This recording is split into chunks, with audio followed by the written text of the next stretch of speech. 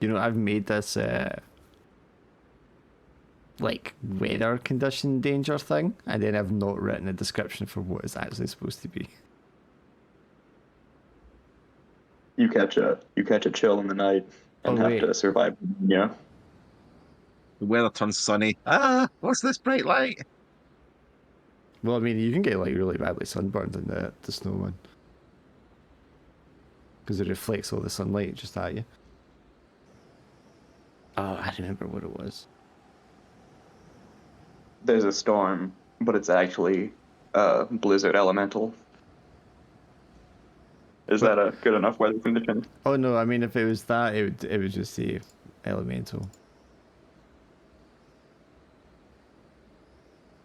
I don't know if I nicked this from somewhere. Like 4 and 2. This one makes sense. How's you, Drac? Good. I'm playing Bannerlord a lot lately. The second one? Yeah, I bought that and I've never played it because I heard it wasn't that good. it's a lot like Warband. I like it. Yeah, the big problems. It was just buggy at first, but they fixed a lot of that. No, Oh yeah, now I did now this. it's out of early access, so it's not that bad bug wise. I'd heard it wasn't the bugginess, it was the single player campaign I'd heard was really lacking compared to the first one. I mean, there's not really a story to it, to be honest, but that's not why I play it. So I don't think the first one had much of a story, it was just your own story, wasn't it? yeah, you just make your own story, and there's plenty you can do to make a story in this thing. So I like it. I tried to play Kenshi before because it's like that. Oh, I love Kenshi. Oh, God. I just couldn't get into it at all, man. I played for like an hour, 2 hours, and I was like, this is just a grind. Yeah, it's just a grind. Oh my Jesus. And you can't kill anything at the beginning. It was the Like- same with what was that Polish one? That's like the medieval one. Kingdom Come Deliverance.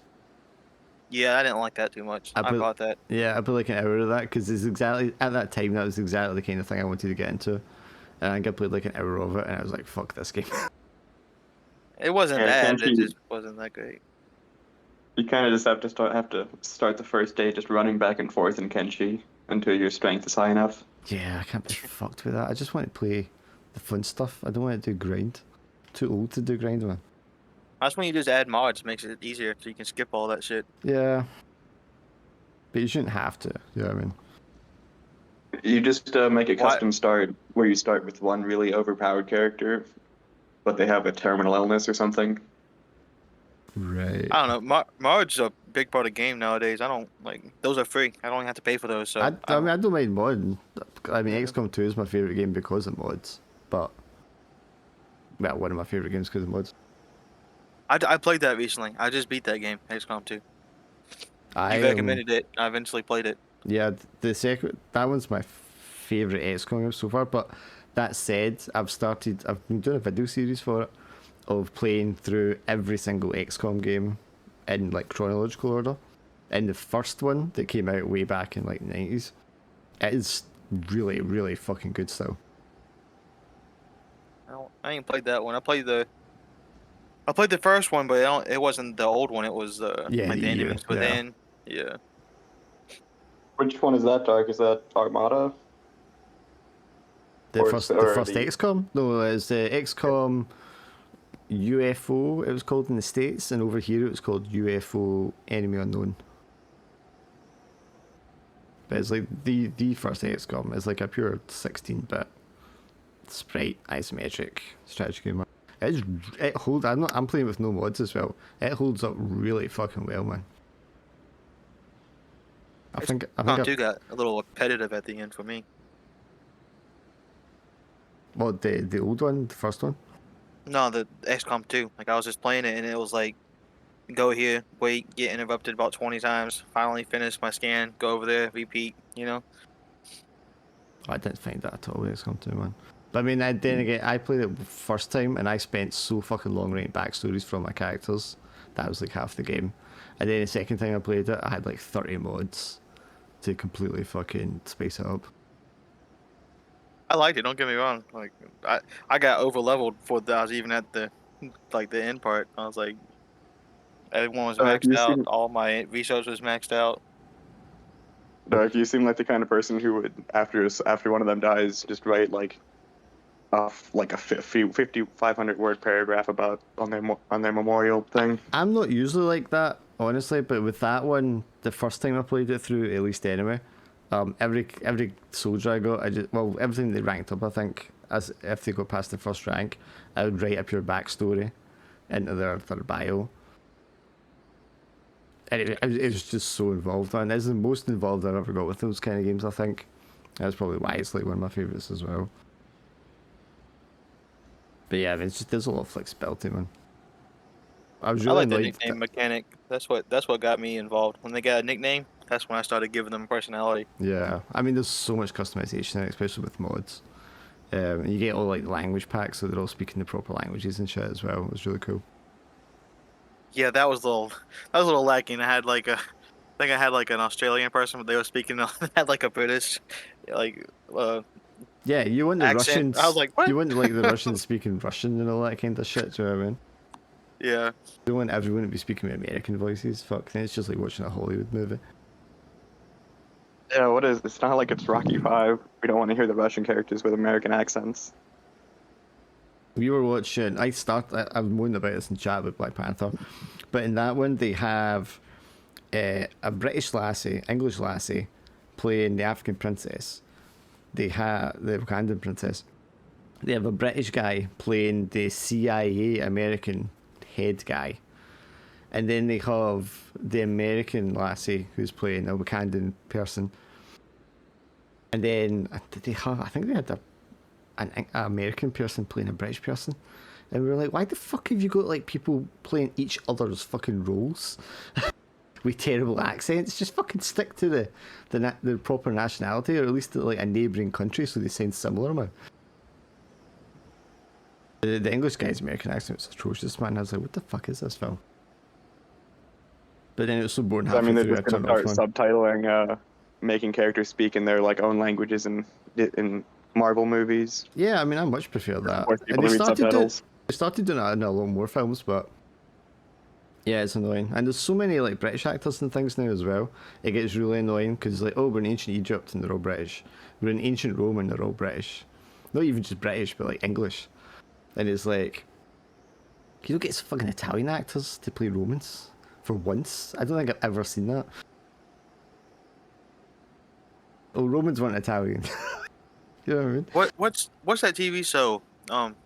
Barbarians. I think they like, actually had German people speaking German. Like Yeah, I had to watch it with subtitles because I couldn't understand what they were saying. yeah. Yeah, there's this one really long like action drama movie or series. It was from like Turkey or something. It was like Resurrection Etrigul. That was one of the few shows I saw where everyone speaks their own language. Yeah, I saw that on Netflix too. I didn't watch it, but I saw it. It has like I had to put subtitles on to even watch this if I wanted to. The only issue I have now is, man, I don't mind subtitles usually, but like my eyesight's so bad now, like everything's doubled. So it's actually, I have to really strain to fucking read subtitles now on the screen because you can't make them big, massive things that cover half the screen. So that gets really tiring for me really quickly now. Because we used to watch a lot of Korean stuff and all that as well. And you can't watch those things in that dub because the dub is just atrocious. It's terrible. Yeah. It's terrible, dude. It's terrible. I mean, it's so bad because it's misaligned with the lip movements in the first place. But then the voices they choose are just awful, man. There was a show on Netflix like we're all dead already, like the Korean high school thing. One of the zombies came on. I know which one you And mean. I was like, I want to watch, and it had dubbed or whatever English. I was like, I'm gonna watch it in English. Oh my god, it was so bad. I got like 5 minutes into the episode. I was like, no, I can't. Yeah, like I just can't. Because when we first started watching Kingdom, which is another Korean zombie one, but it's in medieval Korea, it's really fucking good. Right. Our first season's really good anyway. And we started watching the dub, and I was like, that. It was just like the worst like anime dub kind of voices you could have for a live action thing. And I was like, we need to just watch this in the Korean, man. This is too bad. Yeah, just put the subtitles on. I'll try to read. And then you With put my bad subtitles and it's eyesight. all like and these really deep masculine voices for a lot of characters. But the people they had doing the English subs were like, oh my god! Do you know what I mean? It was such a stark difference. I was like, who's doing the casting for this one? Oh man. But anyway. I feel like we haven't played this in ages for some reason. It's only been a week. Time's flying by. That's it. I got everything set in front of me. I've actually been doing loads of coding, so my time has been flying by a bit more. But that would mean it would feel quicker, not longer. So he's got to the village, went back to Death Pass, into the crevice, into the caves, killed the Nickel V demon thing, harvested claws and shit off of it, and stuck them on your would-be broomstick man. And then you came across a giant bear, chased that down and murdered it, even though it was going to go away peacefully. And then with the butchered parts, you then stuck them on your hideous would-be flesh golem. I don't know. It challenged us. I didn't think it was gonna go away peacefully. You know. I mean, we ripped its jaw off. I'm sure that wouldn't have lasted long anyway. That's true. You were doing the just thing, putting out its misery, just like that naked wolfman. Oh Jesus. Exactly. That's exactly the way I think. So yeah, I guess we'll see what innocent person or creature you mercilessly slaughter this time. Hey, this is against the elements, okay? We can't feel sympathy for other people. Animal is an element. All fair game. That's nature. That's an element. I was going to listen to the last 5 minutes of the last session, but I didn't actually have time, so I can't remember exactly where we left off, but I think you were just preparing to leave, weren't you? Just deciding where to go. That we had confirmed that we could stay there for the week to get rid of our. Yeah, health I know you issue. did that, but like after that, I think we're at that point. You were just deciding where to go.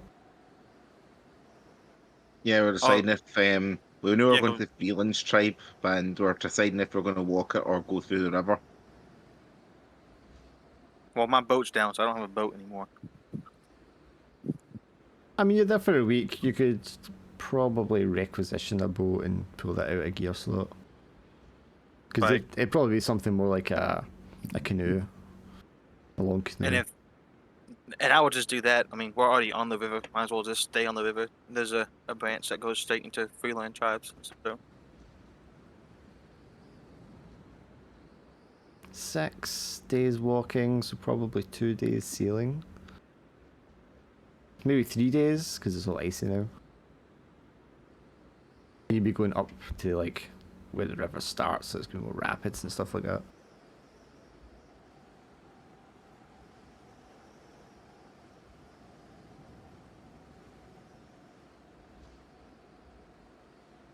sounds good to me. I'm ready to fail some more Pathfinder rolls. So if you're doing sailing, it's going to be a sailing roll. Let me see what your bonuses are. What the fuck is this shit?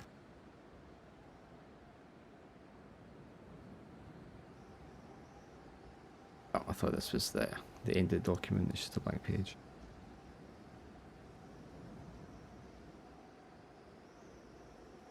Okay, is everybody fresh? Everything but Yep. dead.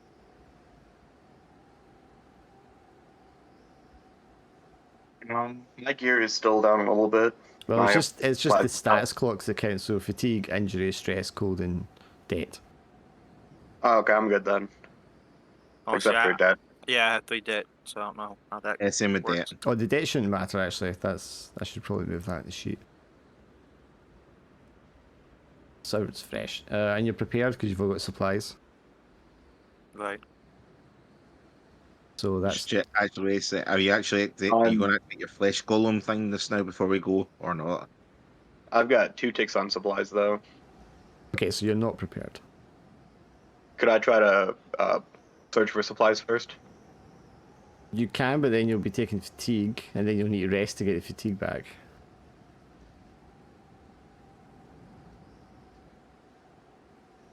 I think we'll be okay. We should do the supplies after we make Yeah. it to where. So fresh is going to give you an extra dice. Your route is known, particularly treacherous. I guess not, because you're not going through any features. It'll take more than a day, so you'll lose the dice, so that's your extra dice gone. Yeah, so just your sailor roll. So it'll be what? So it'll be my roll plus 3 because we're prepared and the route is known. No. You're So- getting 1 for being fresh, but you're going to lose that because it's more than a day. Okay, So just it'd just be your normal roll, yeah.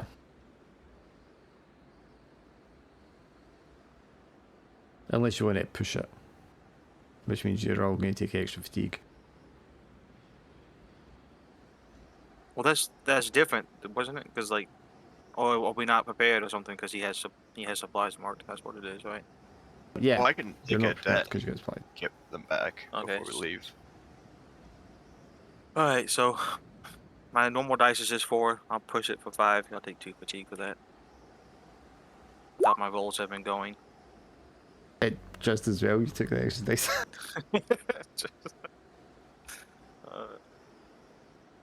Yeah, I mean it's not the Note to worst. self: next time someone else takes scout, Well, that's sailor. Pathfinder.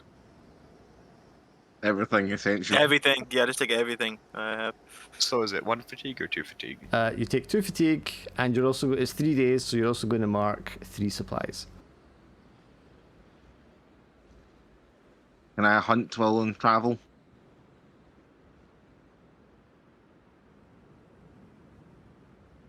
Yes, you can. Remember to take fatigue for the roll.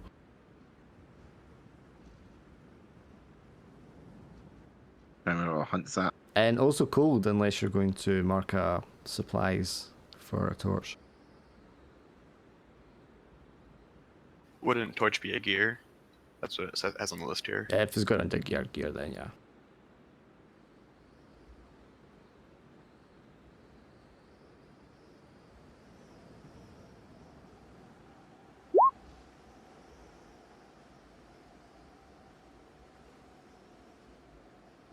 Okay, so you get two supplies Successful back. hunt. 2 supplies back. You take fatigue and a cold for that. And because it's a partial success, everyone also takes another. They can take a choice of a cold or a fatigue. 2 successes is partial. I thought 2 was complete. No, I'm talking about your roll. Oh, my roll. So we have to take a what? Another cold or fatigue? A cold or a fatigue, yeah, you can choose. Does my torch not count? No, good, because I didn't get a full success. Yeah, this is so for we the think- 3 days journey up the river. Because it's going to be cold, so you're going even further north. Alright, I'll take another gear for some furs. I got 2 supplies for it. Does someone need it? I can leave. I've got. I'm down by 3 supplies, but I can reduce. I can take 1 of them if you need another one. I'm at Then 5, you so I can- need another one. Yeah, give it to him. I only got 3 marked, so I'm good. You'll take one there. Take one of the supplies that I earned from hunting, and I'll take the other one. So this journey is going to take you up through the Ecto Lake to the end of the river here at the edge of the Freeland tribes. So as you pass through the rapids and such, get to where the river's pretty much becoming a large stream, and you can see how it kind of like weaves its way into the rocks at the foothills in the beginning of the Boar Mountains, which is this massive mountain range stretching far off to the west, and it continues on to the north as well. And the edge of these mountains obviously marks the edge of the area known as the Freeland tribes.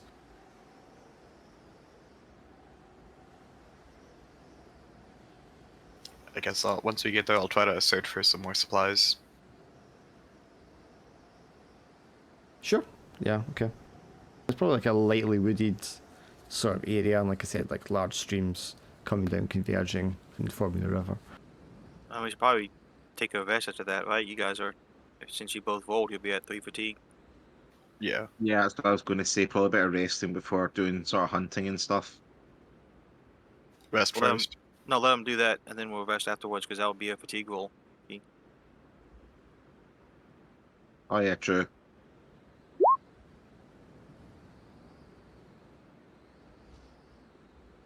Are you foraging? Are you hunting? Foraging with survivalist. Sure. Okay. So I mean, it's all frozen and snowy, obviously. So I mean, what kind of foodstuffs are you foraging then? Like pine cones, I guess. It's not going to be anything that's like really that tasty.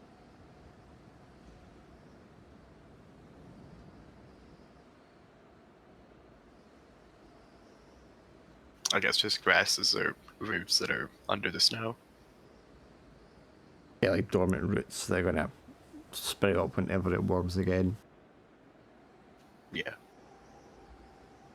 Pine cones and a dead squirrel. He's found under a tree. He was just trying to get his nuts and he didn't make it. Oh, or maybe you find a squirrel's nut stash in the snow. The dead squirrel was so close, but he hadn't found it yet. He froze before he could make it. We frozen statue on the branch of the squirrel. Ding! Pointing where it is. I guess I'll take one of those if one of you need them. I'm still at 3, so like, it doesn't matter to me who takes them. I'm at 2 just now, so you just take them to get your stuff down, then we're all roughly about the same level in supplies. Yeah, you two should be at 2 and I'll be at 3, so that'd be fine. I've got one more fatigue thing left. I could do that. I could try for another hunt to see Well, if I if can you get anything proper. If you hit 4, you'll get a health tick, so we might as well rest first, Not as right? in you hit the 5th one, that's when it goes to health tick. Oh, so when you hit the 5th one, okay. No, it's when the clock fills. Yeah, when you Yeah, so when you get your 4th mark, that's when it would be a health tick. Yeah. Alright, I thought it's when after you get the 4th tick on No, it. no, Then it's that when the goes clock to- is that's your filled, health. then it carries over. Alright, cool. So we could rest and then you could try in the morning, therefore you wouldn't have any fatigue, hopefully. Alright, let's rest. So we're making camp. Yeah. Okay, who wants I'm to a dab. prepare the campsite?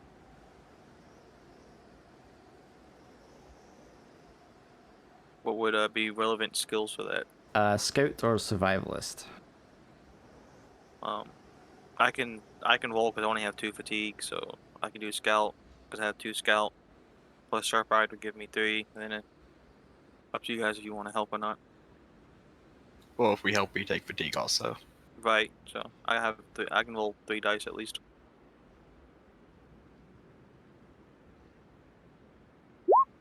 Zero successes. I love it, dude. I fucking love it. Is that an XP for everyone? SP for everybody. XP for everybody. On a fail, your Oh, yeah. camp is interrupted before it can begin and a danger presents itself. You'll have to roll again to make camp afterwards. Sounds Bye-bye, like a health plan, bar. boss. Bye-bye. I Well, guess I'll it'll be for me, so at least you guys will be fine. So, as I I guess said, I'm gonna eat supplies then to get rid of the fatigue. Alright, give me 2 resets, guys. Something's happened here. Hold on. yeah. So as you're like scouting around, trying to find a good spot that's sheltered from the wind, it's coming like hitting up against the mountain range, and you know away from the cool air of the water edge. Your foot just like falls through a sort of patch of the snow. Somebody has like made one of those kind of like little pit traps, you know, the kind of ones that just like made for breaking ankles. Fortunately, God. it's not bad enough that you break your ankle, but you do sprain it, so take an injury. I'm just gonna say when you said I fall through, my first thought was not again. God damn it. I can't- I was like, fuck, I'm falling through again. Okay. Gravity, your greatest enemy. But this is not a natural just like hole in the ground. Like somebody's dug this purposely, and there's like a broken spike at the bottom of it that your foot just narrowly misses. Jesus Christ.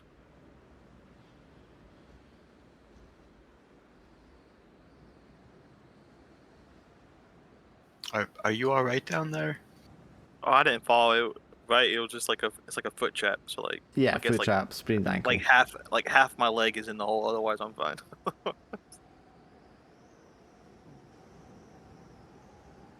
There's gonna be cursing motherfucking trappers, but I mean that's also good news. If someone's putting traps here, that means maybe one of the nomad clans is nearby or something. I'll just eat a supply while I'm inspecting his leg. Do you have like a perception skill? I have wizard sight, but he has the other I ones. ha- I think. I have sharp eye and scout. That's all I got. And do you want to give me a scout roll with sharp eye? I'm here. You don't need to take fatigue for this. Okay. So my dice plus sharp eye. Yeah, so as you're sort of like pulling your foot out of this trap and you're looking around to make sure you don't step in another one, you notice like there's a definite bulge of the snow around the area next to you, about the size of a body. And as you clear the snow from the top of it, it is indeed a frozen corpse. It looks like someone wasn't as fortunate as you and did indeed break their ankle on one of these traps and just froze to death here.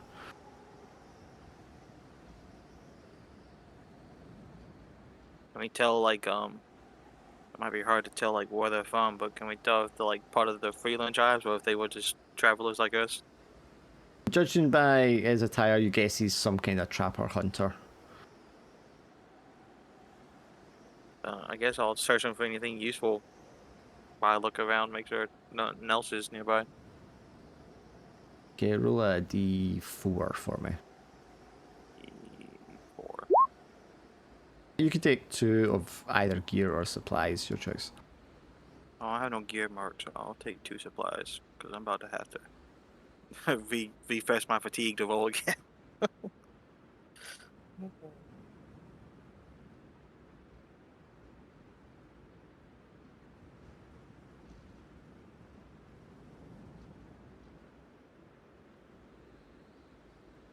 I guess I'll cast heal on his leg. Can we roll the skill? With the spell heal. The spell is the skill, it's the same thing. Yeah, you take a fatigue to do it, so it'll be up to you. Well, I just ate a supply, so it's fine.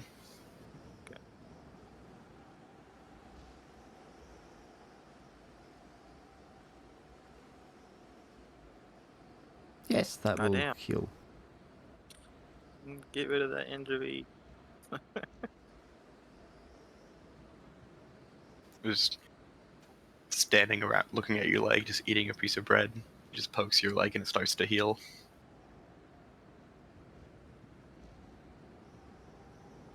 First your creepy little skeleton broomstick thing, and now you just tap me and I heal. Fucking weird one.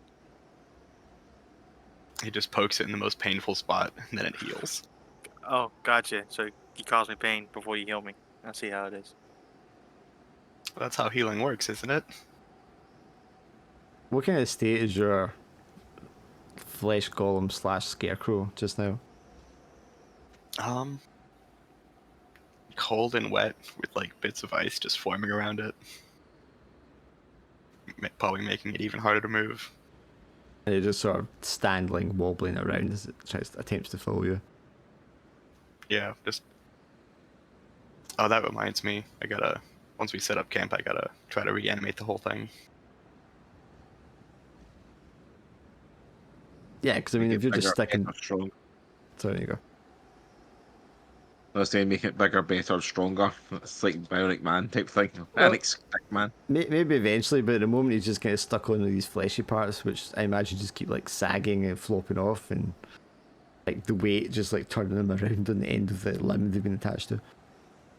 Yeah, I have to cast the reanimate spell on those parts. Okay. Since that's taken care of, I guess I'll try camp again. So when you're trying to camp again, I mean, I assume you're not going to do it in the same area. Are you going to like move further up against the foothills, the mountains? Is there a particular kind of area you're looking for to set up in? There's something that would be like kind of like a wind block, I guess. You know, so like Right, against shelter. the mountains, like you said. Yeah. Like a small cave entrance.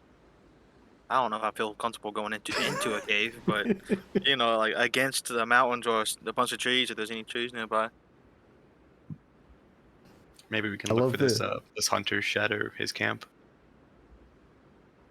I love the fear that's been installed that you don't want to set up in a cave. No, I don't want to go in a cave. Like, you see what happened in the last cave we went in? Like, I'm good. I mean, I was fine in both caves. Don't worry, we'll just shoot a random person if they're in there. Or if it's a bear, we'll shoot another bear. Shit. Yeah, Jesus so Scout Christ. Survivalist, extra dice for your keen-eyed. So all I got is 3 unless someone else wants to try and do something here. My survivalist is 2. Got sharp eye I could add into it. I'll mark a fatigue supplies to get rid of fatigue, and then I'll push myself, so they'll give me 4 dice. Well, they can aid and give you a dice. Why I didn't know if they wanted to, because of like how they want to do the fatigue. I'll use a supply to get rid of fatigue and help you. That's a crit. Oh yeah, that's probably your best roll ever. That's Yeah, hey, don't look for it again. It's done. That's all I'm getting this session. Okay, so everyone off the bat is going to get an extra rest, relax, or reheat. One of the 3. Which is stress, fatigue, or cold. You can recover one of those. Just off the bat for free. And then after that, you can mark supplies to rest, relax, and or reheat. Which means you spend 1 supply and you get a fatigue and a cold. And a stress back. What do we get for like resting? We have to spend the supplies to get that, right? That's how that works.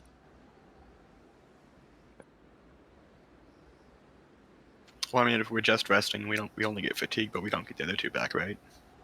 Yeah, I mean, you can spend supplies to get like one of all of them back, but resting for the night to make camp just gets your fatigue back, or two Okay, I'll two stay fatigue back. Sorry. I'll stay with the 1 cold. I don't care about that. then we'll stay on 1 cold. I'm not sure to use another one for hunting just to get some more supplies back in though. Well, someone can cook if they want to try and get extra Can I, fatigues back. Can I use my XP to level something up since we're resting? You'll be able to. Yeah, I just want to do the cloak stuff first. I'll have the cook. I'll do some hunting then to get supplies I back. can. Yeah, sure, I can cook. Well, you won't be hunting while you make camp. That would be afterwards. Well, my fatigue Alright, is cool. back to 0, so I don't need the food for that reason unless someone else does. Do you need me to cook? I've got 1 fatigue left, so I'll be alright. Oh, so do I. So I'll just. Would cooking give me a fatigue? So you have to roll really good to get rid of both of them. I'm trying to think. I mean, it doesn't really make a lot of sense for the cooking to give you fatigue when it's about getting fatigue back and you've already made camp. So I think as long as you've successfully made camp, the cooking shouldn't cause you fatigue. It's just like using looking at stuff doesn't give you fatigue. Yeah. Well, you failed it anyway, so. Another bland and pointless meal with an eyeball in it. It's definitely not just sawdust and water. He made pinecone soup for you. Yeah. Don't worry, guys. I got pine cones and needles, so it'll brew up real good. Yeah, we'll have pinecone soup. It'll be fine. And then I'll use my XP to level up reanimate. Yep, that's fine. And of course, because you make camp, somebody can take the opportunity to tell a tale if they wish.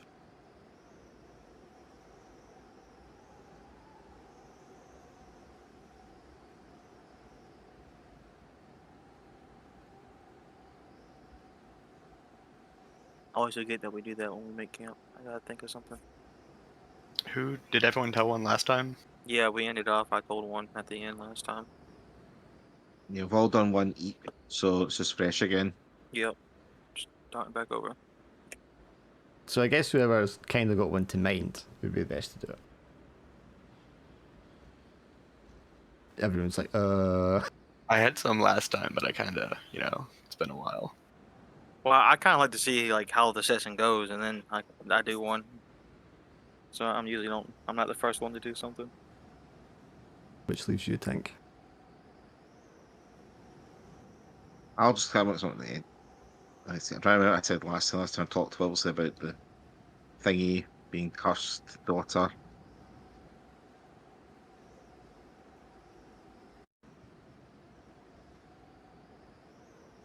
So what do you worship now that your daughter's been taken away from you? That's a really good one, actually. After spending my life watching Thor, these silly gods, I'm trying to find out with the right. There was one god who cursed me and left me hoofing around this place and trotting away with nothing. They've I used to be taken away all I your used to fates, be, so you don't worship anyone anymore. I'm aware of they are. I don't worship them. I know they're there. I know it's there somewhere. As soon as I find its name, it's dead. I will not. I lost everything. I used to be wealthy, rich. I used to be able to see anything, do anything I wanted. And now I'm down to this. I'm lucky if I'm allowed into a town anymore by some people's sights.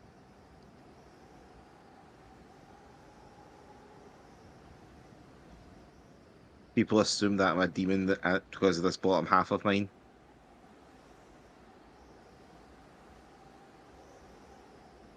Well, you definitely fucked up. I had to save my daughter, and it's their fault. It's God's fault just because I summoned the wrong deity and it tricked me.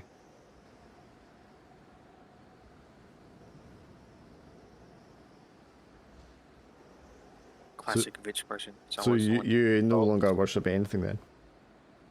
I don't worship any gods now because I'm aware how basically twisted they are. So my sole goal is to obviously find the god's name I summoned and kill it. Well, you said before it turned out it wasn't a god you summoned, it was a demon, right? Yeah, well, I'm not sure it was either god or demon, but it was basically a goat-like creature, and it promised to help me thinking it was the right thing. Also, and it turned out it wasn't. Something supernatural. But regardless, you don't worship any of them anymore. You've like cursed them. Basically, yeah. So does that mean you're skeptical? I'm going to look what trait will probably work now. Well, I mean, you Probably obviously some, believe like, in them that- because you believe they cursed you and affected you. So it's not that you don't believe in them; it's just you don't worship them. Yeah, I'm aware of their existence because I've been cursed by one. So you could be touched by the gods, but not in a good way. Basically, yeah. They touch you in a bad place. No, I walked up and they Johnny, touched where me did the down god there, touch and I you? pointed. I point with a bit. They did touch me here, and then I don't feel right over here. Yeah. So what trait do you want to take? I'm just going to look up the traits now. Got bitter. Well, they You got could pick better. you Oh, could you pick got touched by the another one? gods.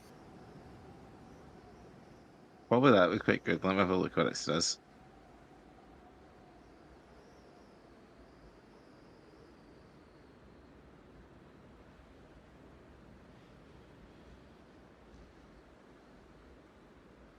You got scarred, obviously. I think touched by the gods would probably be interesting because technically I have been affected by them. Yeah, I should change that to like blessed or cursed by the gods, because it could be either way. I'll take touched by the gods because then it gives me an ability to use sort of movements and stuff like with the goat ability things I've got. Well, I mean, the point of traits is it can be a positive or negative depending on the situation. So yeah, sometimes it may come to your advantage, and other times it will be to your disadvantage. But that makes sense when you get turned away from towns and such. Maybe some town will worship you because they worship goat gods. Probably find the village of the people who worship the goat god. No, my luck. They try to offer you tin cans. They'd offer you up as a tin can, really.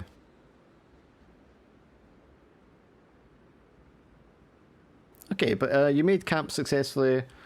You'll get enough time. You can take the full rest, and nothing eventful, nothing dangerous is going to present itself during the time you rest.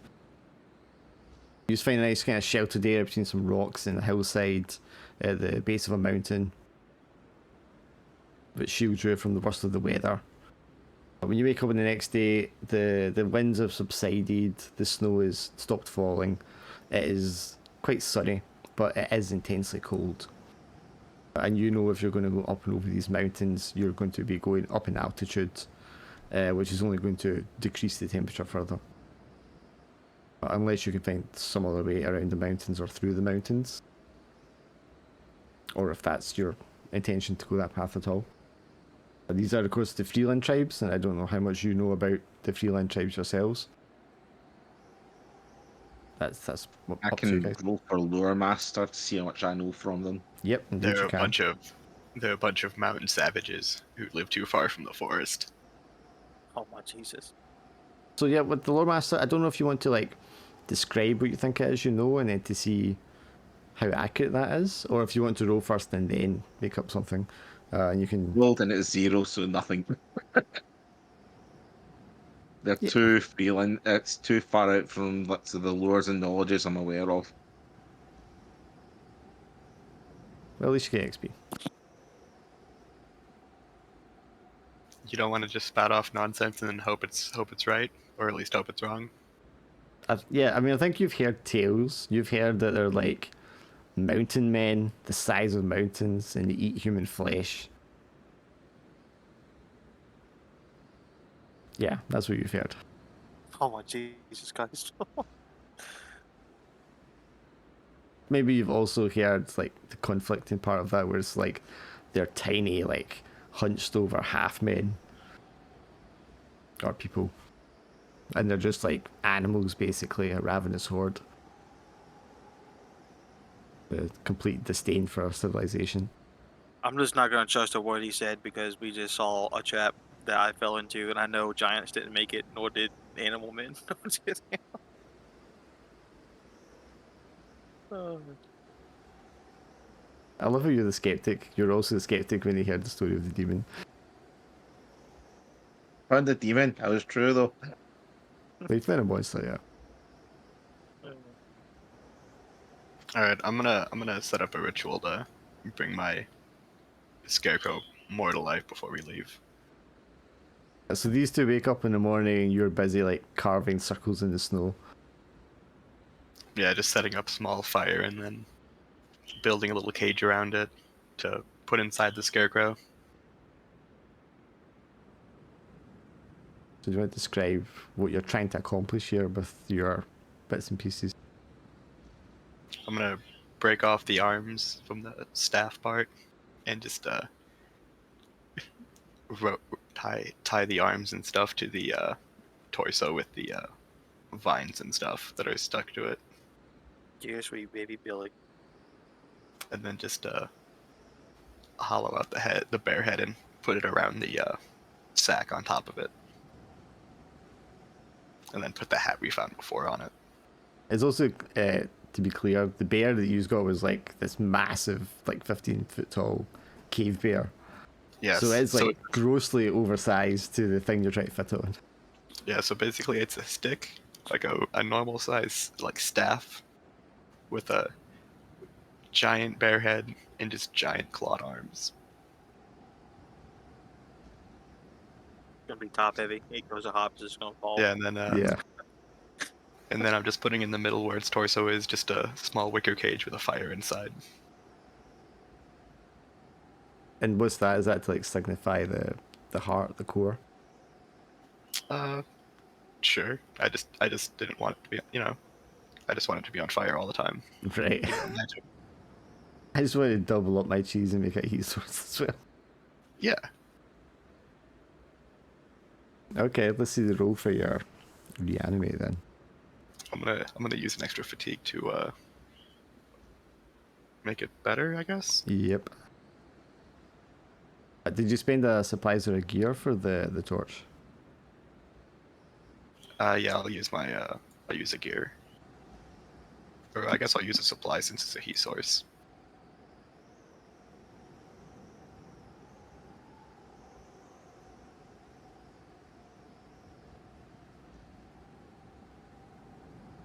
I'm just looking at the rolls so Are far. we- It could go either way. Are we still in a camp? You're in the camp, yes. Is that camp sheltered? It is sheltered, yes. So you get a dice for that, yeah. Oh, crits. Good god. But yes, so I mean, you get everything you want, including the like permanent heat source until the thing is killed, I guess. I don't have to just. I don't have to keep relighting it. No, it's magical. It's going to be like the eternal flame of its heart and soul. This is what's keeping it animated. So if that fire is extinguished, you know, you lose the animation. Prometheus. He's got a name now. Prometheus. Prometheus. All hail Prometheus. So of course it's animated. All the hinges of the broken jaw can move. The claws can flex and curl. It's still not a proper articulation in its arms and legs, so it still just kind of like spins, but it could like spin attack with those claws and kind of hobble on the feet to move around. It doesn't have any vocal cords, so you can't make any noise. Somehow that makes him more terrifying. Yeah, I was about to say that. Now he's just like a silent monster killer. Jesus Christ. So it's got a giant bear head, 4 long spindly arms, and a stick for legs.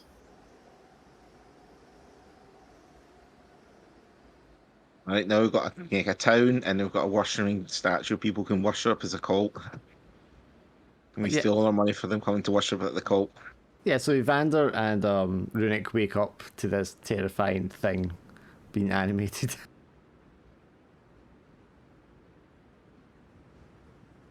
Aladdin is just cackling madly. Well, I'm gonna kill it one night when you're sleeping. I wasn't even gonna blow at its head. Is Eldin like, it's alive, it's alive? Yes.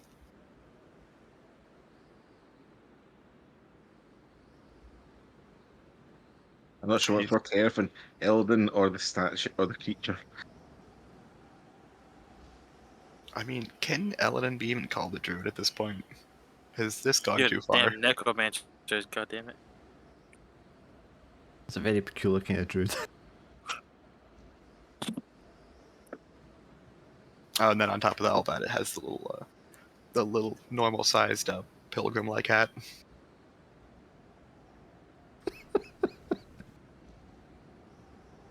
Kind with a belt buckle around it, yeah. Yeah. Can I even lift it up at this point? It'd be heavy, but I think you could still lift it if you grabbed it with both hands, yeah. It just uses 2 of its arms to help me walk. I didn't think that. It could probably move around easier using the arms because they're oversized rather than trying to hobble about in the leg. It's not going to be a pretty sight, no matter what way you look at it. Okay. I imagine it's like a tricycle. It's got the 2 arms on the front and the leg in the back, so it's kind of like at an angle, walking, you know. Yeah. And the other 2 arms are what it attacks with. It's going to be very awkward, yes. Pogo But- stick one. It uses the arm, bounces itself up the arms and then kicks it. But I mean, at least the parts are bound and it's not just like falling apart all the time now. Yeah, now it's not a scarecrow anymore, it's a bear crow. Scare bear. Alright, so I'd like to look around, I guess, for signs of any nomad vibes, now that we've settled on Prometheus being alive. But yeah, give me a roll with an appropriate skill. Scout, I suppose. Scout would work fine, yeah. We get the free dice or anything, or is that not how that works on these rolls? Keen-eyed you'll have. Okay, so just... love my rolls today. Yeah, so I mean, you have the frozen body in the snow, you have the trap that you found that you stepped in, and the one that guy had stepped in before he died. But these have been laid some time ago, and the snow is long since like covered up any signs of tracks that could have led you in that direction here. So you're very much kind of just like feeling your way around blind.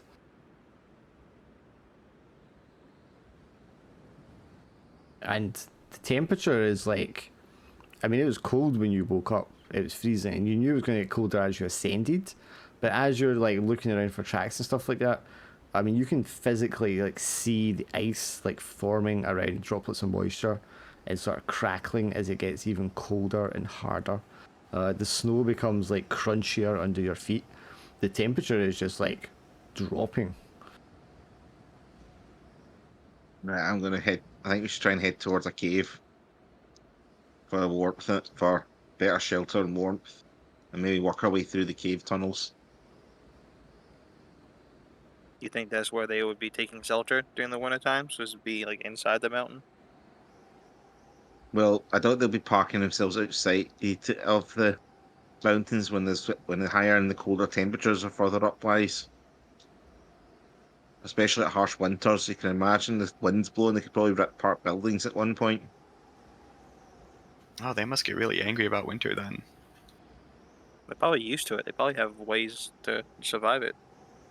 Are they like the kobolds? Do they just dig underground? Well, that's what you're saying. They do have a way. They go into caves. Yeah, we can try and find a cave, I guess, as much as I want to. I think head towards the caves and work our way through there. Because then we can start tracking through the caves then and see if there's anything around there. Yeah. So someone give me if that's what you want to do, give me a roll for finding the caves. That'd be a survival roll or scout or. Scout, Pathfinder, anything like that. Well, I got 4 in Pathfinder. But my rolls have been shit, so I'll let someone else roll if they want to. I've got Hunter, but doesn't really apply to this point, so I think Pathfinder's probably the best. Plus, you could use your sharp eye for that as well. So I'll give you at least 5 dice, probably. You okay with that, Dirk? Him giving you an extra dice? No, my sharp eye giving me an extra Oh, dice. your sharp eye would definitely, yes. Anything that's like involved in looking for stuff, your sharp eye is going to help. Alright. Yeah, that will actually let you find a cave entrance. It's not a large cave, it's more of a kind of split in the side rock of the mountain, and you have to kind of like sidle your way through it to get inside before it opens up a little more. But you're able to find that and get inside there before the temperature drops so much that you're affected by what would have been the red frost. So you don't take any cold.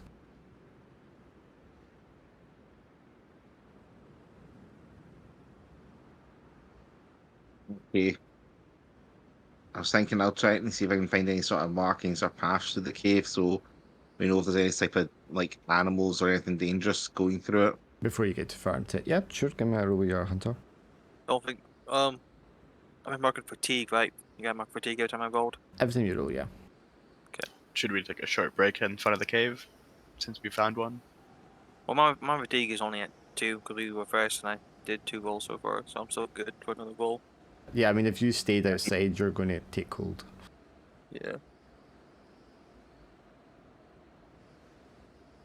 Right, right, Hunter, put fatigue. So sharp eye work with that as well, yeah? Yeah, yeah. So 4.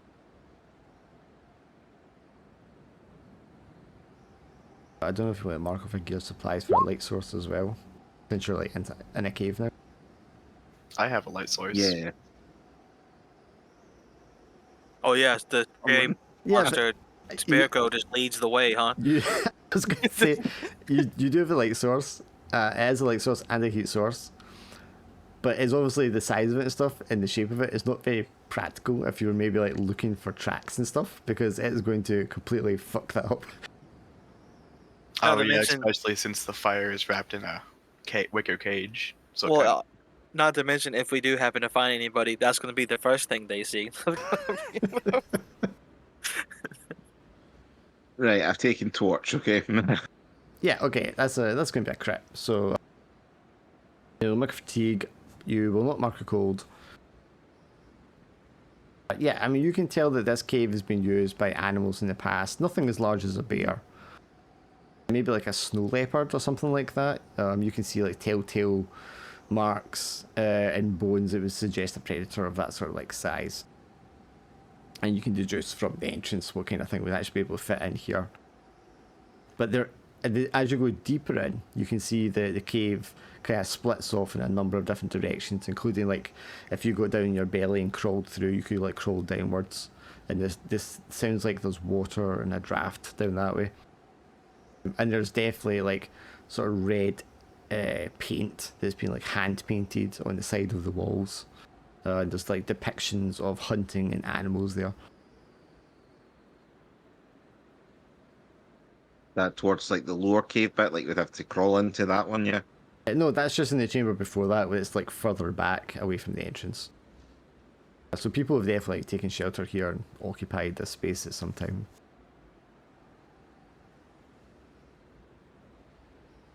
Okay, so we could try and get some clean water, or we can go further in.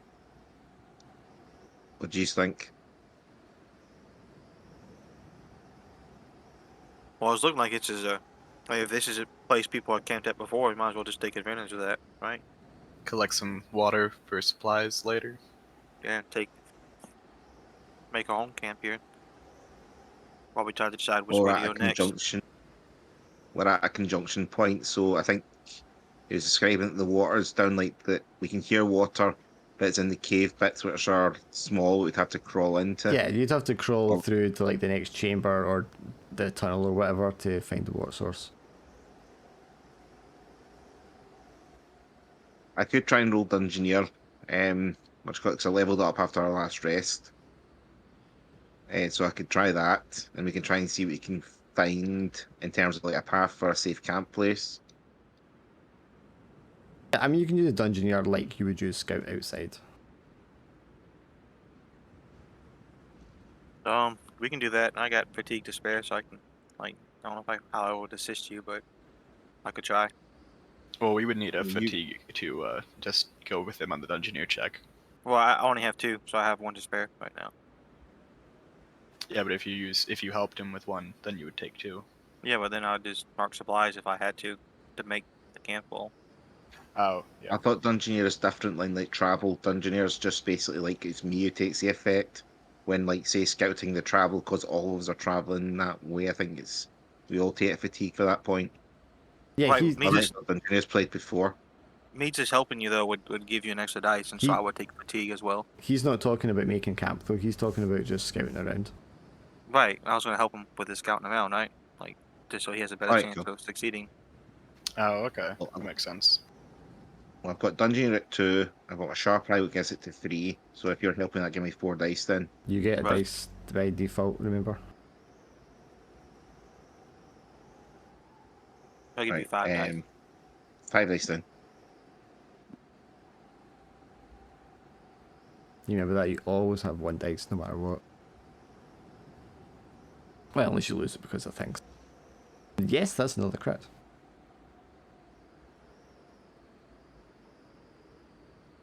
Okay, so that's made 3. Yeah, you get down your Stop belly, it. you crawl through the space. Fortunately, it's not a very long crawl space, and you're quickly able to get. You can't stand quite upright, but you can get up to a kind of crouched walk position that isn't too painful or difficult to maintain. You follow the sound of trickling water in the distance, and you can find there's like water dripping right through the mountain, and it's created this long vertical sort of shaft that kind of weaves. The way water would weave going downwards into the rock, into the earth. And it's pure, fresh, like mountain stream water. With, mineral water. So it's very flavourful and pleasant to drink. So if you want to roll D4, you can replenish some supplies. Is it like each person or just for him? To share, so 3 supplies to share. Get a supply each then if you want. All right.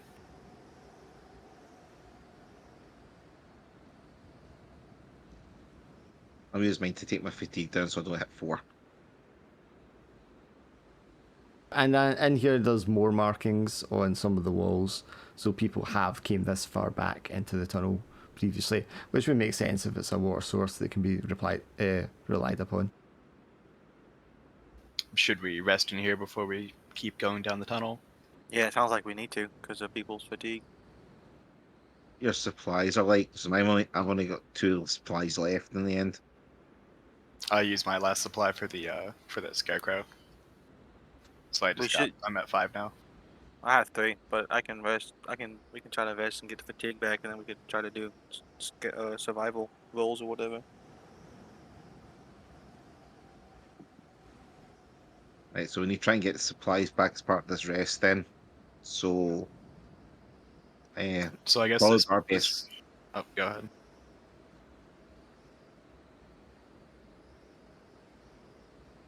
Is the cave already sheltered and have people already come here before?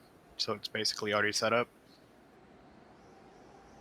Yeah, I mean it's sheltered, but you're just like scouting around, making sure it's safe. Maybe putting something up against the gap to make sure something doesn't crawl in unexpectedly. Just like mild preparations like that. The rules also kind of to signify taking watch, or if it's so dangerous that you need someone to stay up and take watch, which is going to reduce, how much rest people can get and stuff like that. So if we do get a free dice, then I would get 2 for scout, 1 for sarpide, and 1 for free. So I'd have 4 dice to roll to set up camp, right? Instead of 3, like I have been. Why would you get free dice? Well, I was doing 3 before because I was just doing 2 for scout and 1 for sarpide. I wasn't adding the free one in. Oh, you weren't adding your default dice? Okay. Yeah. So Oh, I mean, you can That's- have an extra dice on top of that as well if you forgot to do it earlier. yeah, I haven't done it at all today so far. Yeah, you may as well add that in. No wonder your own super. Alright. Oh, Hey, I'll take it. At least just one success. so yeah, you're going to make camp as before. Someone will need to take watch over the course of the rest. I'm gonna try to cook some food first. I can take watch because I don't like. So the person taking watch doesn't get the long rest. They only get a short rest. That's like just 1 fatigue off, right? Yeah, instead of 2. That's fine. I'll do that. What about with my cooking? You got 3 successes. Amazing cooking roll. Each hit restores your choice of fatigue or stress for everyone. Does anyone have any stress? No, not me. All right, No then just stress. fatigue. Yeah, so everyone will get 3 fatigue. Except for me, 'cause I'll take watch. So. Or to get 3 back. Well, you get 3 back for the meal. Oh, so I'm at 0 fatigue and I get to take watch. Nice cooking roll. My XP marked out too with that since I failed so much today. I'm gonna go ahead and level scout up, I think. Just don't ask what the food is. Oh, this is much better than the pine needles and pine cones. Where It's did got a meaty flavour. Wait a second, what happened to that body outside? what happened to the brains that were in the bear head?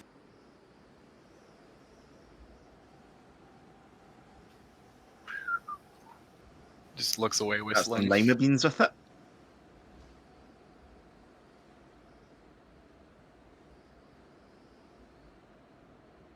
You can tell a tale now because you're making camp again as well. If you want, you don't have to.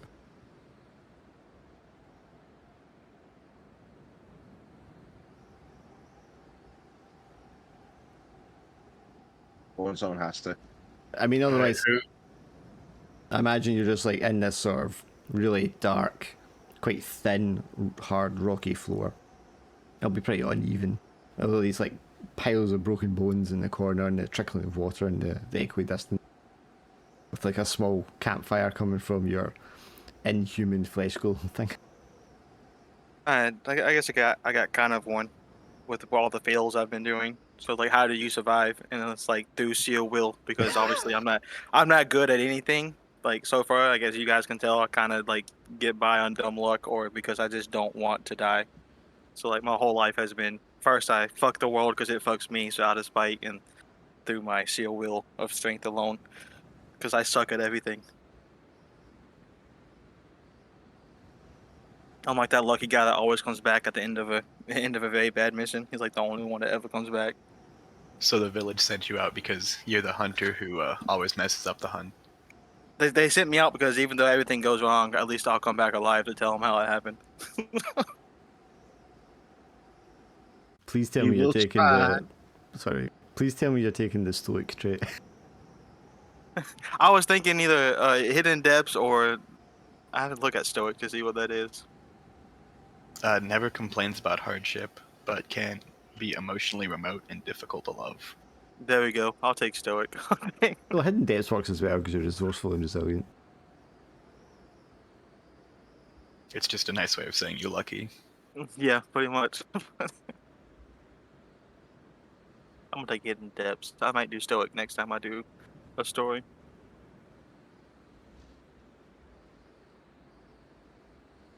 I can imagine a lot of just kind of looking, glaring at you, like, are you trying to tell us that you're mysteriously going to live through this and you're not? Yeah, pretty much is what I'm saying. Like you two are probably gonna die, but don't worry, I'll tell you a story. And just thinking back to when he was ill, dying in bed, and all this. He survived that, and he No, don't worry, I'll be fine. I have Bartholomew to protect me. Bartholomew.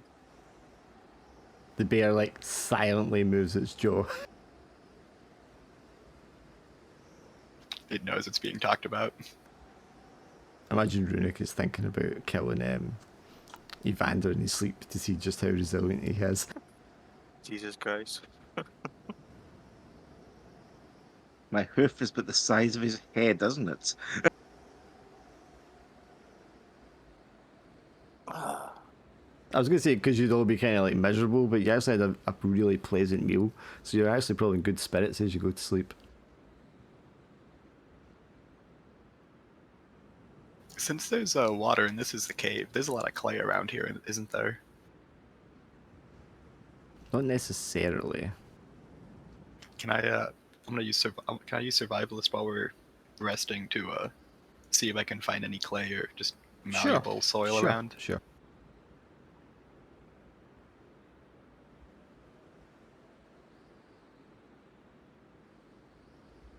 Yeah, you'll find a decent amount.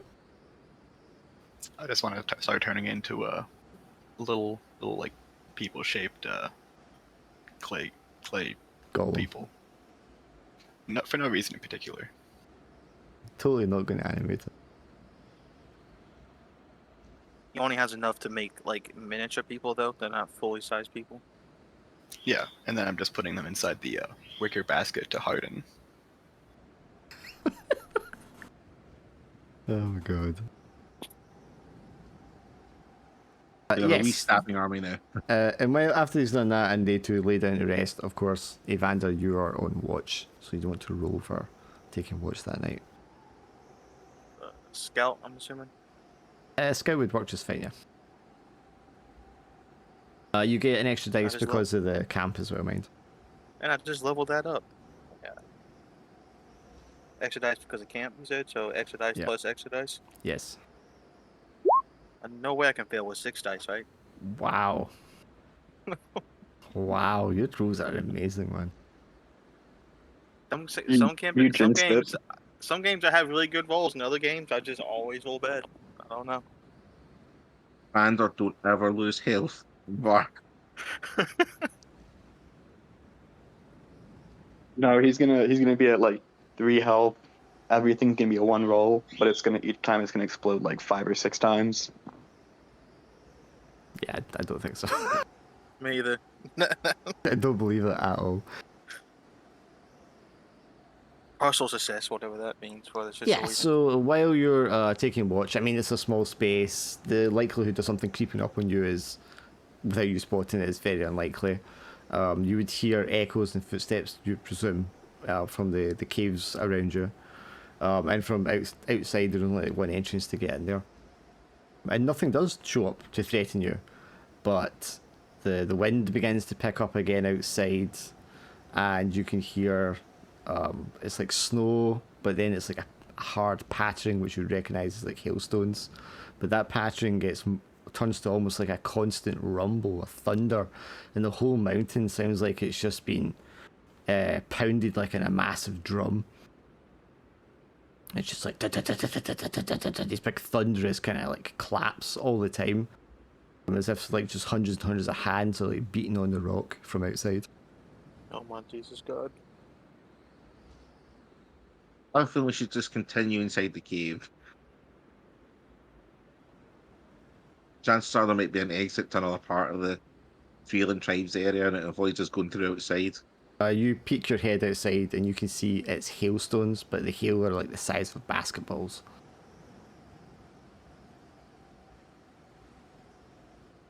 Definitely going through the cave, I think. Yeah. If we stepped out there, we might not have a head anymore. We might just have a hail-sized, basketball-sized hail piece of rock for a head. Yeah. I can work with that.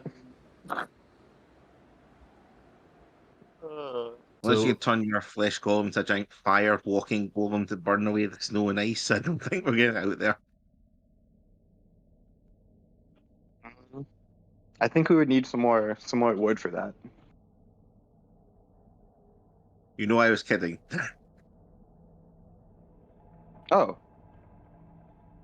Maybe later then. So let's hope these I'm looking caves at lead Evander somewhere. very worryingly. Oh, don't worry about me. I'll make it back alive. But he's more worried about if you'll be alive when you get back. I wonder if I'm going to even survive this.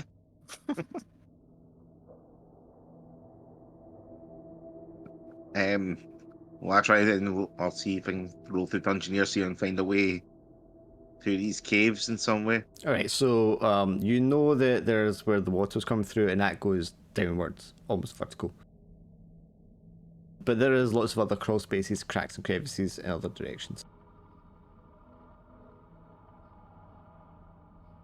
So yeah, I mean, what kind of which sort of direction would you prefer to try and find a path in? Or are you Something just that was you big enough. sorry, or are you just looking for a kind of safe path in general? I was going to use Hunter to sort of discern where was sort of like common or used track, or sort of what track's probably best to go through first. And then also I can use Dungeoneer as we're traveling. Okay, so you want that one to pick the direction, and then Dungeoneer to actually plot a journey. Okay, that's fine. So 3 plus the extra dice plus my survive, so 4 dice. 25.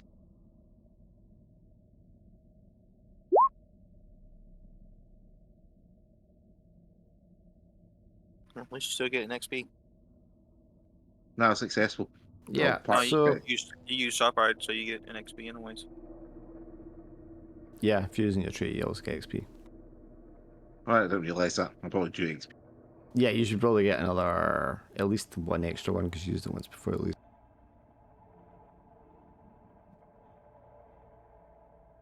Yeah, so yeah, there's no like actual physical tracks. There's no footprints. There's nothing that's been dropped to indicate people have gone in any particular direction. You're just applying your experience and common sense to determine which paths look the most likely. You know, the ones that look the safest for a human to traverse, the ones that would be going in a useful direction, or the ones which are avoiding, pitfalls and such. So you can make an educated guess at the most appropriate direction and trail to follow, which would not be the vertical shaft with the water running through it, because that would be extremely dangerous, even with like climbing gear and such. So you're going to want to choose one of the paths which is a lot more kind of straightforward, and when these paths goes kind of like westward through the mountain. Yeah, so that's the direction you want to go in. Right, ready to go, guys. Yep, I'm ready as I can be, unless you guys want to do some kind of scavenging roll or something before we make this journey. I'm trying to hold off using more fatigue, so I will say, if you're doing any kind of like scavenging hunting just now, you're going to have to go outside in the hailstones to do it. I'll pass on that one. right, Yeah, I'm fine dungeon. for now. We can look for stuff when we get there. I guess I'll aid you so you get an extra dice, and I'll take a fatigue. Right, so I got 2 for Dungeoneer, 1 for Sharp Eye, plus the bonus 1 plus the original one, so that'll be. And if you've burned a gear supplies for torch, you get an extra dice as well, because that's what happens in dungeons. I've already got my torch from the last gear supply, so yeah, so that should be 5 dice then. Sounds right, yeah. So you get 2, 1 for free, 1 for Sarpai, 1 for your torch, and 1 for me helping, so it'll be 6. No, 1 more dice then. Oh my god. 2 success. Oh, 2, okay. 2 partials. 2 partials at least. Sorry, was the extra dice because he said after the fact. Yeah, he said there was an extra. Okay, so 2 is a full success, sure. You want to roll me a d4. Which you should be able to do just using the widget at the side. There's a 1.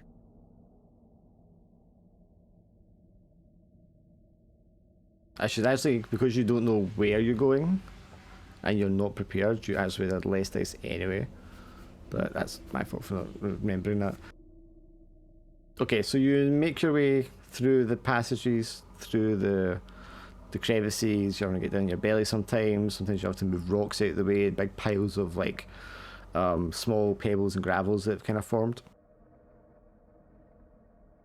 And eventually you find yourself in a slightly larger, sort of roughly rectangular kind of chamber. And in here there's a skeleton, and the figure that is lying there seemed to be well dressed in a sort of old kind of style leather banded armor, kind of like a lamlar sort of thing. And he has some like gold and silver trinkets in his pocket, which is worth 1 treasure. I'm just gonna be side-eyeing Elodin here, because like you said, skeleton. It's clearly As been we left here a long time ago.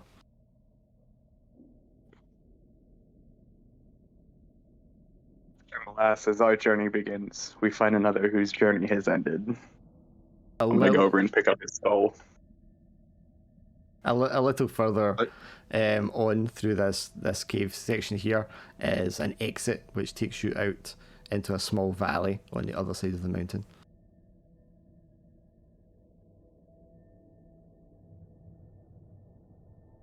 There's still hailstones going out of that sort of area, or is it more calmer now? No, it's much calmer here. There's no wind. There's just like the gentle sort of fall of snow.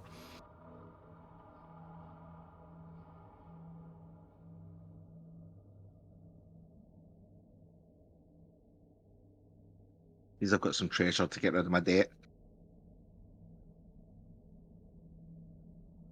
We see anything in the distance that might point us in the right direction or anything? So it's opened up and it's like a small, fairly narrow valley between a couple of the mountains. There's like a frozen stream, large stream through the centre of it. The rest of it is just kind of like gravel ground covered in a layer of snow. There's very little in the way of vegetation and even less in the way of wildlife. It's very serene, tranquil, obviously bright white with the snow.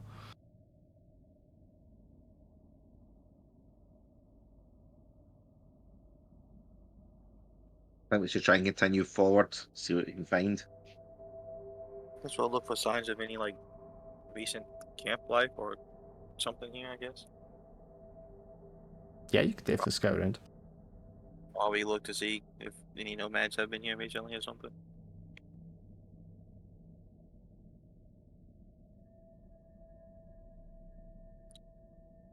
So scout, Sarpride, 3 dice. Did I lose any dice for any reason before I roll? No, you'll be fine. Okay. Yes, they're at the very far end of the valley. There's very clearly signs that a tribe of some sort has made a camp here within the past week or so. You can find like burned campfires and stuff like that under the layer of snow. And peering over the hillside at the far end of the valley, you see smoke rising. And as you look down, there's like a small copse of evergreen trees, and there seems to be a small camp set up there right now. Although, at a glance, because you got the crit, the people there don't really suggest the kind of nomadic tribes you're expecting here. These are people who have armor and weapons and horses. Well, that's a little odd. Horse meat. How did they get the horses here? Where did they come from? They couldn't have gone through a cave. Well, they might have, but unlikely. Maybe they went through the mountains. Evander says this as he turns around and sees this hulking flesh golem bear scarecrow that you have somehow pulled through the caves with you. Jesus Don't Christ. think about it. Oh, where'd it come from?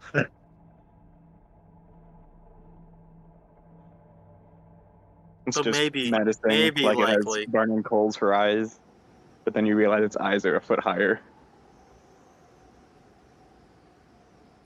Alright, so what do you guys want to do? You want to go down and talk to them, or you just want to like bypass them? I don't think they're gonna be friendly or hostile either way. Hit him in the head. Maybe they can tell us glorious tales of their adventure so far.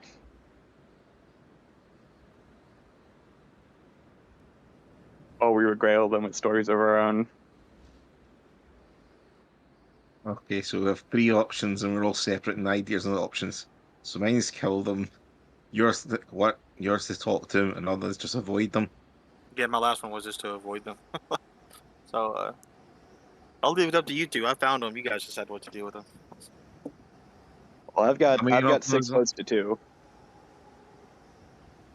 What? 6? What? I have 2 arms, and then the Barum has 2 arms. He's saying he outvotes you. Okay. Okay, you go talk to them. I'm gonna try and hide up in the trees so I can shoot them if anything goes wrong. So the trees Yeah. are down like amongst the area where they've camped, because they've obviously sent up there to use the trees as kind of shelter. So to get in the trees, you would Okay, have to get down into the camp. Is there sort of rock place or something I can hide or get sort of a height view or vantage from? I guess that'd be part of the role for sneaking around Yeah. to try and get to a good vantage point. What would Hunter do for that then? Because obviously it's sort of hunting type. No, I no. think you said that was part of Or my scout role. wasn't it? Archer. Yeah, it'd be more like scout. Yeah, I've not really got skill. I've got Archer, maybe for finding vantage point. I was thinking with Sharp Eye. I mean, you could use sharp eye, but your archer's not going to help you get a vantage point. Okay, so it'll just be 2 die then, Sharp Eye and standard one. Yeah. You want me to look for you and you assist me? Does that make you feel better? Nah, don't use up your fatigue until you need to, because if you're going down with them, then Oh no, I'm not With going what? down with him. I'm staying up here with you. I'm staying up here. I wanted to avoid I them. volunteered so- you. I'll pat you in the back. On you go with them as he speaks. Yeah, I'm not going with him. No, not this guy. I got 0 successes anyway. Oh, fantastic. So before anyone gets to do anything, Runic kind of like steps up and moves around to try and creep and find a vantage point. It knocks over a stone which tumbles down the hillside. It's one of the horses nearby kind of like gets disturbed by it and starts neighing loudly.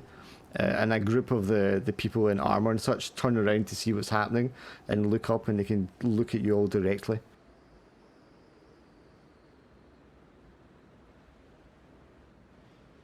There's a momentary Greetings, pause. fellow travelers. Yeah, the momentary pause, and then you say greetings, fellow travelers. One of them like holds up an axe and goes, "Hurrah, ja, ja, ja!" And 2 of them jump on their horses and start running up towards you. Oh, they don't speak English or whatever language we speak.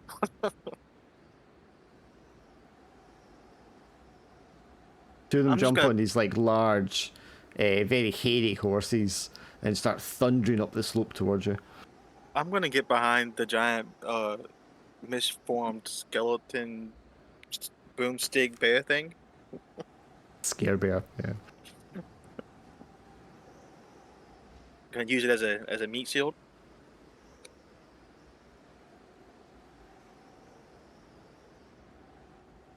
I'm going to aim and shoot at the horse's sort of legs, try and disable them or have them fall over so it knocks the guys off. Yep, you can be an archer roll to do that. You can have an extra dice because a horse is a very large target. Oh. Well, Just they were how my running at us. skills would But, be work. Was that Can't something? really use touch by God because I was working up any other myth things can help me boost my You're rolls keen-eyed. as well. Sharp eyed, yeah, for Sharp scouting. edge, yeah. I said, well, I mean, I was hiding behind something, but I wasn't gonna assume they were coming to attack us immediately. It was just two of them. Too late, he's shooting. Yeah, it's too late. He's shooting, so you know, it is what it is now. Bye bye, horses. Yes, you successfully hit the horse. You get it like right in the sort of upper leg, the thigh, I guess. And the horse immediately kind of like falls down forward, sending the guy on it tumbling off and rolling into the snow. Which will take him a second to kind of pull himself up, assuming he hasn't injured himself.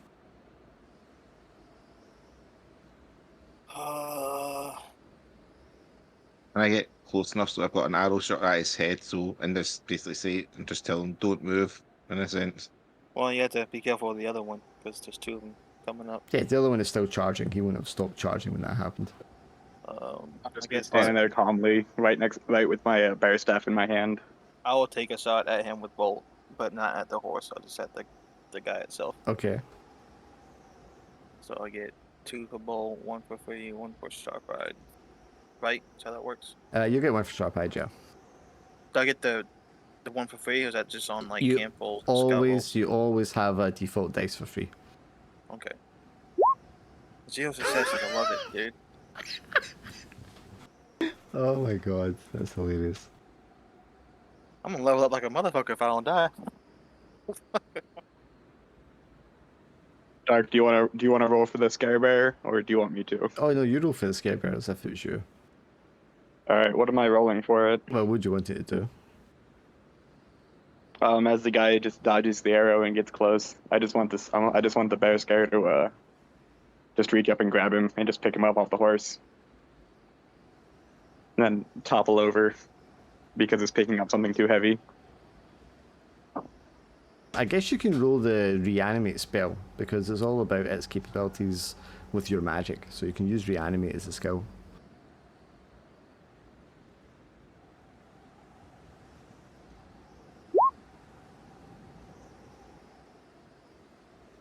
Perfect.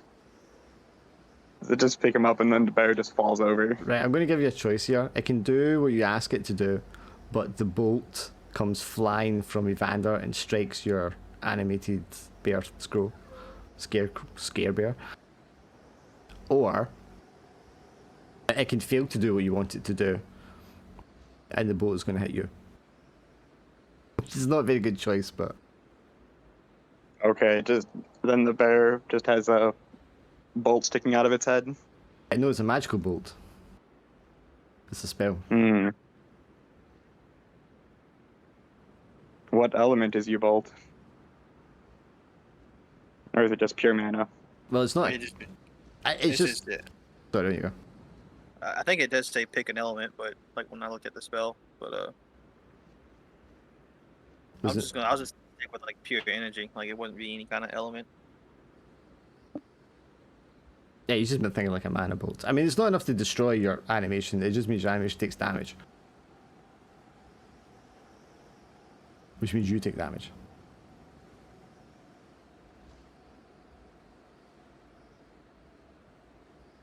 I guess either way, I'm taking a damage, right? Yeah, you're taking injury either way, but it's like either it's going to be on it or on you. I guess it's on the bear, because then I can just fix it.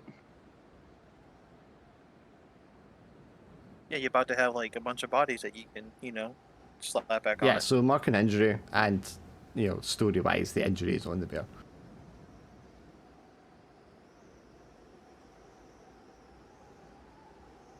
Yeah, so the guy charges up this figure on this thunderous warhorse. Your bear leans up and like grabs him, and less grabbing him, more kind of just like swiping off the horse as it does so, and in doing so, it takes full contact to the magical bolt to its back, and it goes like it sprawls out in the snow in front of the guy that's been knocked off the horse. The first guy who was knocked off the horse is kind of like struggling to get up on his feet, but eventually he does so, and he reaches down to his belt and pulls out this big like horn, like big, a blowhorn, and raises it up to his mouth and goes. "Da-da!" I shoot him before he blows on the horn, or just to smash the horn. You can try to, yeah.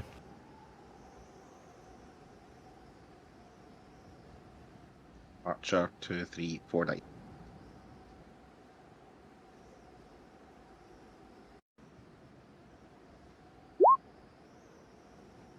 Nope. Yeah, your shot goes wide, and then he lets out that. "Da, da, da." Everybody in the valley can hear that, whether in the camp or beyond. And you can see everybody in the camp kind of like coming to attention, dropping what they're doing, reaching for their weapons. They're all now on like high alert.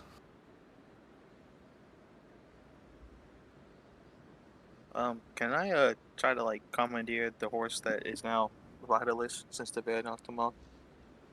Sure, you can try and do that. What skill would you like to try and roll for that? I have rider skill. Does that matter? Oh yeah, Rider do perfectly. Okay. I don't think you have a trait that would apply. No, I didn't use a trait or anything. Yes, you jump up on the horse, a big, large, heavy set horse that it is. Get your feet into the stirrups. And then you pull on the reins, trying to rear it up and gain control of the animal. It's a difficult animal. It's probably been trained specifically with its rider. And it's a constant struggle to maintain control of it. But you do have control of it. Okay. So what would this out of context? We mentioned traits. What would Jaded work towards? Like if I was doing a roll. It might be useful if somebody turns up and seems like genuine, honest, and helpful and all that, and you're kind of like, I don't really trust this guy. Oh, okay, so like my skeptic. Okay, makes sense to me. But equally, it could, work against you because you'd kind of be like, I don't trust this guy, and he's perfectly trusting. Yeah. I would have had a trait that would help me. Calm would have helped me when I was being charged by that horse and the guy. Ah, yeah. Well, you need to remember at the time. Yeah, so you're on a horse. One's in the snow, being clawed over by your bear crow. Bear crow, I keep calling that scare bear. The other one's just signaled with the horn, and you can see there's a dozen guys in the camp, and they're throwing water on the fire and all reaching for their weapons. They've all got spears and swords that they're pulling out. We're on sort of like a hillside in a sense from them. Yes, you are up on the. You have the high ground. We had the high ground. I'm going to chance my arm and ask this.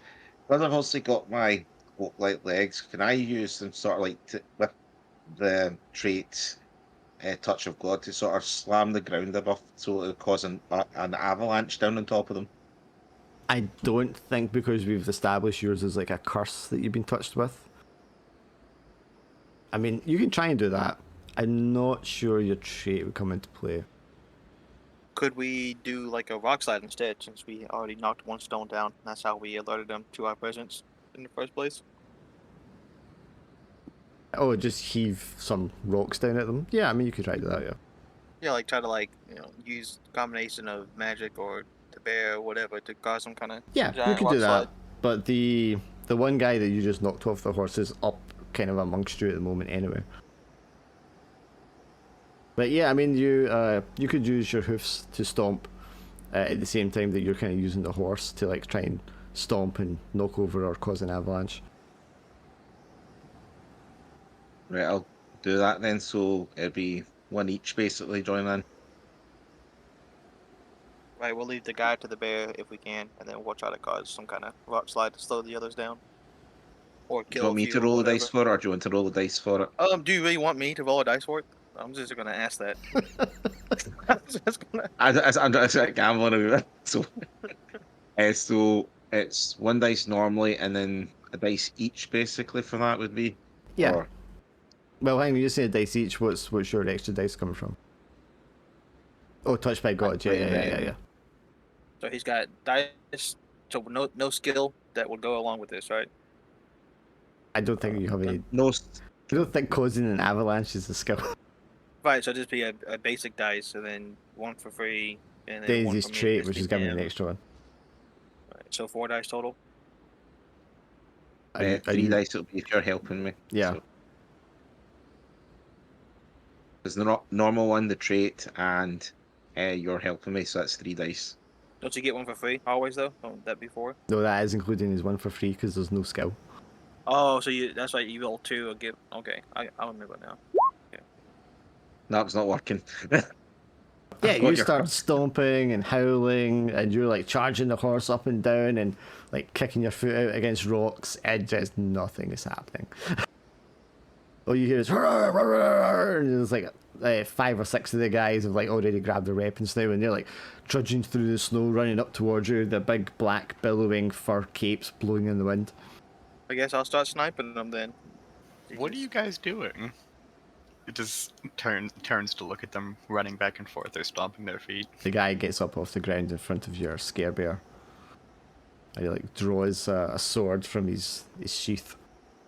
And like points it towards you, Eldon. Me? What did I do?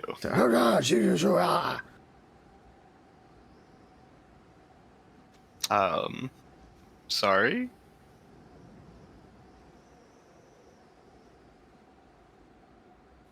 I just stand there calmly waiting for him to do something.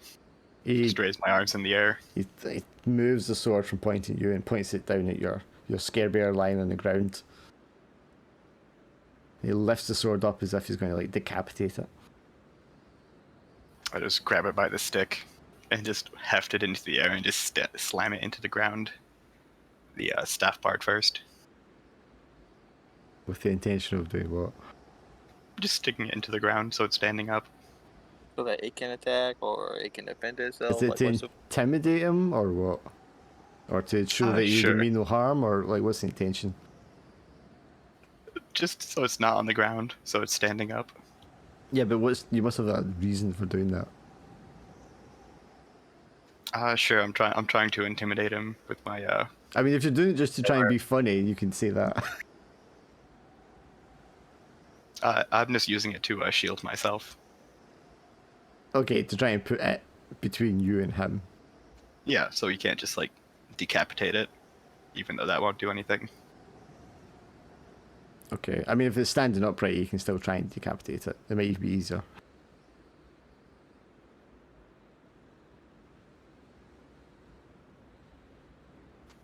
Sure. I'm gonna try to intimidate him with it. It's like I didn't do anything. He just hides behind the bear.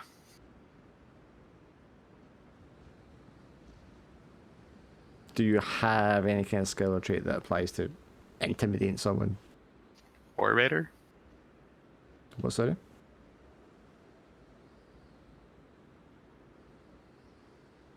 But I don't think that would help since he doesn't, since they speak different languages. Oh, orator. You could just yell very loudly. Yeah, if you're yelling, trying to use your voice in combination with it to intimidate, orator would actually work. Yes, while he's cowering behind the bear. Okay, orator, your default dice, and then another dice because you've got the bear.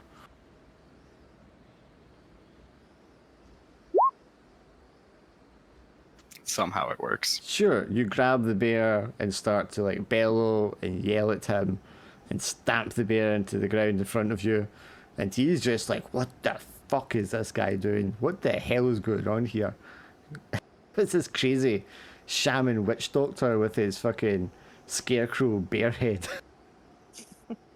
So he's like pointing his sword at you, but it's more kind of like out of fear, and he like takes a couple of steps backwards down the slope. And it's like,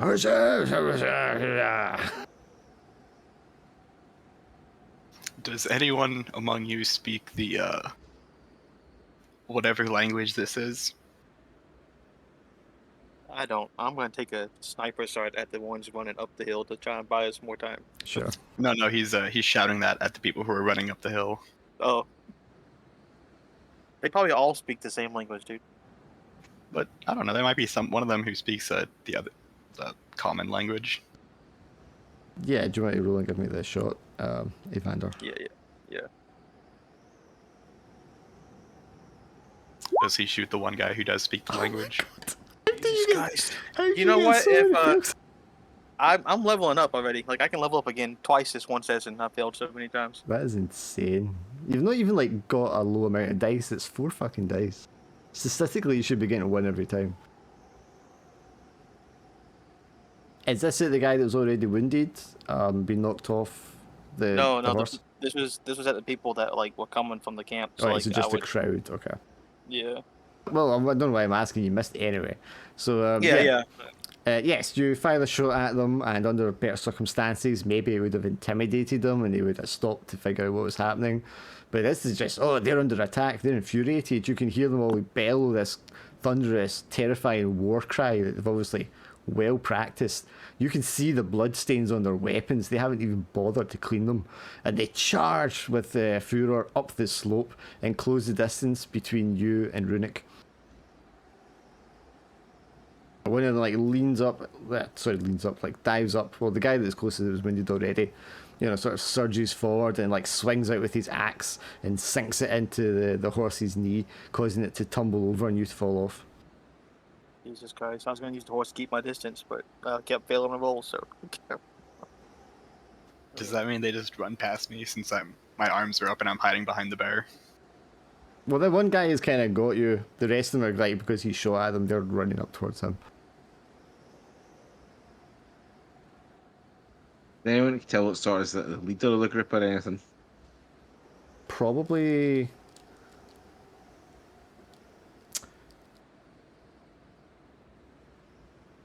No, I don't think any one of them is like obviously a leader. They don't have any like formal uniform or rank or anything like that. You can tell. And none of them are kind of like taking charge of the situation so far.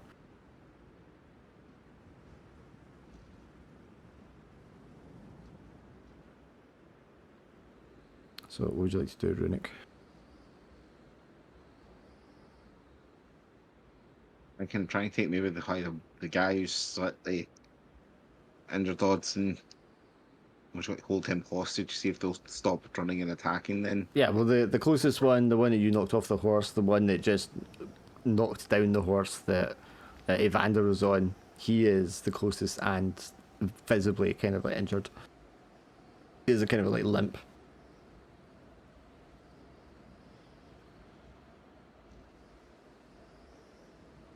I'm going to try and take him hostage. I'll use a gear to get a large bladed knife.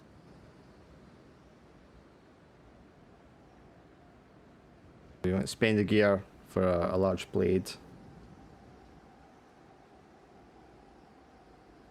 And then you have a skill Like a large for... hunter's knife, yeah. Yeah, and then you got a skill for, I don't know, battling them, ambushing them, taking them hostage, intimidating them, maybe. I'm basically being optimistic. I'm trying to be optimistic. I mean, you'll have one dice Cool. default, and then you'll have a dice for your sword. Or the blade, whatever it is. I doubt hunter will work, because also that'd just be more for like skinning and stuff like that. Or Yeah, I don't think Hunter. things like that. Something like that. Most of my other skills wouldn't really apply, because archer wouldn't really apply or anything like that. That's I'm just looking at my So traits. 2 dice, unless you got a trait, or if you take fatigue to push yourself. I probably need to because I'm already at health down, so I lose a dice automatically. You haven't popped in supplies, so I don't. I've literally used all my supplies to keep my fatigue down. Yeah, that's what I've been doing. Yeah, same here. Suddenly, combat seems like it was a bad idea.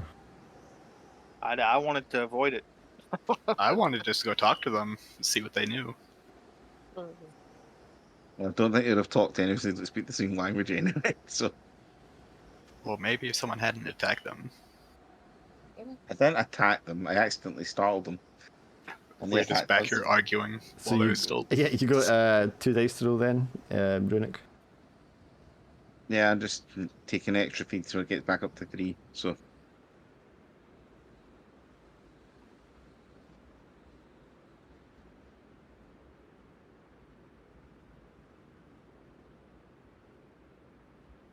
Sure, you have to like close the distance with him. He's going to like nick your arm with the sword, or sorry, the axe, causing you like a slight injury. So you're going to take an injury. But then you manage to get your blade to his throat. And then what'd you do? I sort of used my other hand gestures to try and get the other guys to stop and sort of show that I'm going to threaten and kill them. If they try to hit me or attack me, I'll ultimately kill him. Yeah, so you just yell down at them to stop. I yelled down at them basically to stop and to show that the blade will cut his throat if they hit me or anything. Yes, I think they will stop in their tracks and hold their weapons like menacingly. And one of them yells, "Hurrah! Yeah." Do you know what he's saying? Is this to the guy that you're Leaving this facing off to with? you. Yeah. Yeah, the guy you're facing off with, and he's kind of like cautious, and he doesn't take his eye off you, but he turns his head and yells back at the rest of them.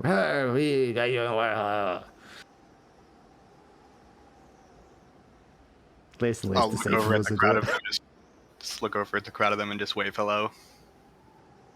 Yeah, there's a moment of kind of confusion, caution, unsteadiness, as if they don't really know how to approach you guys, and now they know it's this bear thing over the other side, and there's definitely a kind of wave of confusion and fear over them.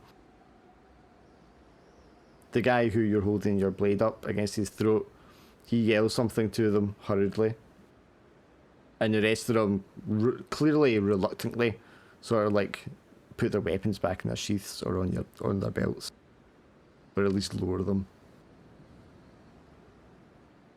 And he turns to you, Runic, and he's like, "Sir, you sure yeah."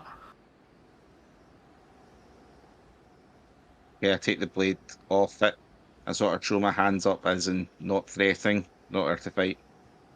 He nods slowly and like holds his axe up in the same kind of manner, and like slowly like puts it down back into its holster.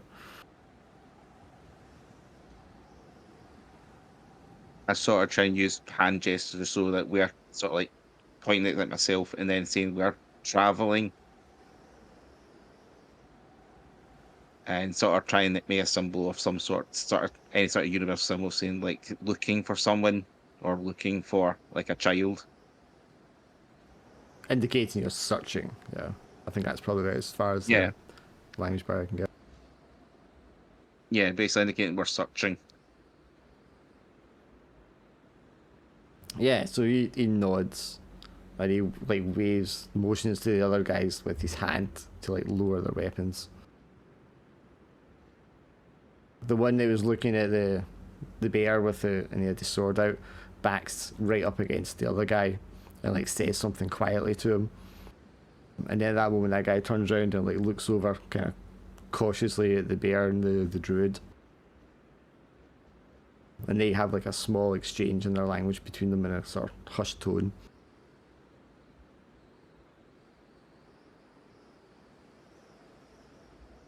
As a show of good faith, I'm just gonna walk over to the person who Runic had hostage, who was injured, and just poke him in the worst injured part to heal him. Okay, give me a roll. What? This could go horribly wrong. Would calm help this in this situation? Yes, but staying calm is probably helpful. Oh my god.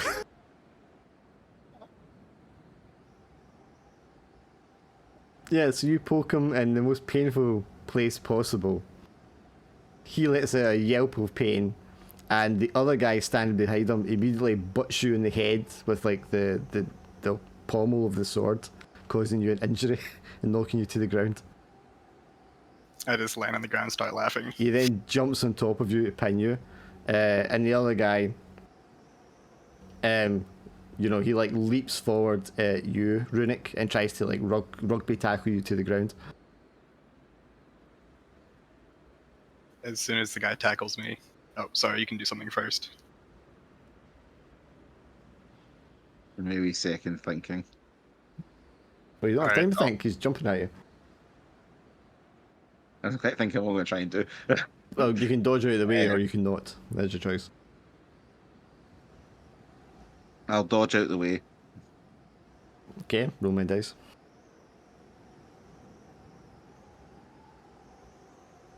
Just one dice that'll be then, yeah. Actually, I've got a minus skill, so automatically. So okay, so you're going to auto fail it. No, sorry. What happens is you roll 2 dice, and we only use the worst result.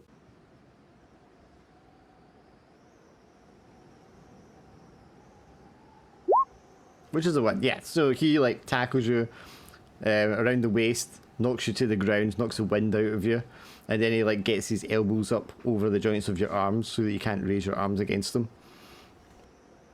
And then he starts yelling to the rest of the guys, and the 5 or 6 of them run towards Evander.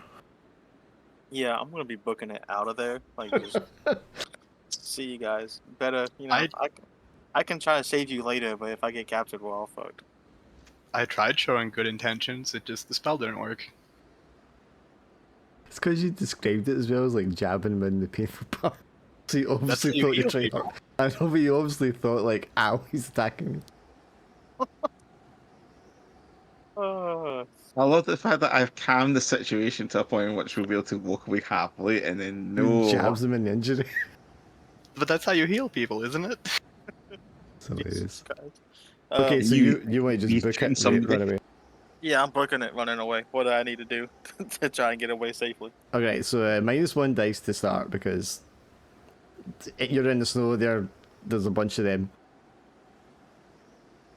And then do you have any skills or traits to help you with like athletics, running, kind? I got Sharp Eye, I got Jaded, I got Hidden Depths, and then I got Pathfinder or Scout, or that's about it. So your default dice is cancelled out, but let's give you a dice for Hidden Depths, because this is where your luck of surviving really comes to play. So I get just 1 dice. 1 dice. Yeah, you book it, you turn to run, and immediately just like trip and fall in the snow, and 2 guys just like jump on top of you and pin you to the ground. Oh, Together, the crowd of them like manage to wrangle the 3 of you together and bind your arms up, your wrists behind your backs, grab you by the scruff of your necks, and drag you down into their camp. For future reference, would Fighter have helped me there or no? I didn't think about Fighter, but I don't think no, because you weren't fighting, you were running. yeah, I didn't. Yeah, running. That's what I thought too. I just wanted to make sure. So they drag you down to the camp, and as they do, you could hear the others kind of like jeering and yelling. They like spit at you all, and they like punch you in the ribs and stuff as you're going past them. And they drag you like right deep into the darkness of the trees, and you can see there's a cage. It's been set up in the back of a wagon there, and there's a handful of women and young men that have been put into this cage. And they do look like nomadic tribes. They're covered in furs and such. They have like like dye markings on some of the sides of their cheeks and their hair. And it's kind of like braided with bits of bone and such. What an exciting turn of events. So they open this iron cage and they throw the 3 of you inside and lock the cage behind you, and you're left in there for a moment with these other people. Is there anything you want to do? I'm just kind of glad. Yeah, I was kind of glad Eladin. Oh, Eladin, can't kill Eladin. Needless to say, they strip you of your weapons and like, you know, throw it into a pile beside the wagon. I still have my hoofs. I'm still gonna punch Eladin. I'm still gonna. Oh. As you move to punch Eladin, he just dodges out of the way and hides behind the people in the cart in the cage. What do you do with your Jesus bear golem? There's a cheer, and as you can see, three or four of the men throwing the scare bear onto the campfire, and a big flame just goes. Oh, I think they've made it mad.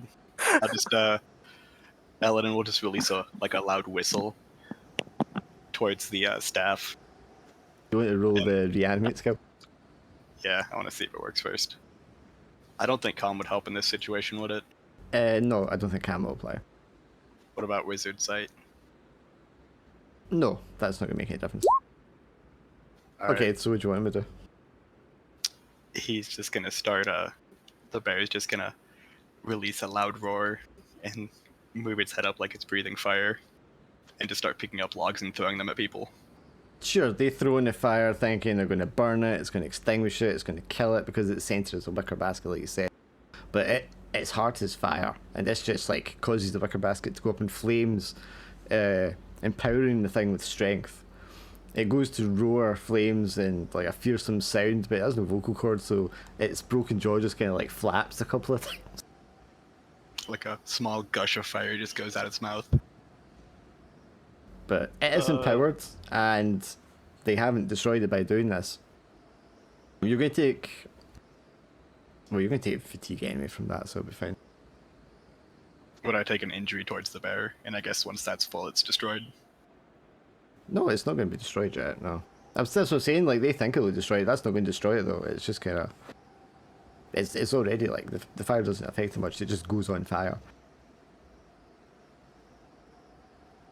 But now, is it distracting them at least? Is it doing all? Yes, Like, they're definitely distracted because it just kind of like rears up into fire and it catches flame, and it's just like this burning crucifix of monster and bear parts.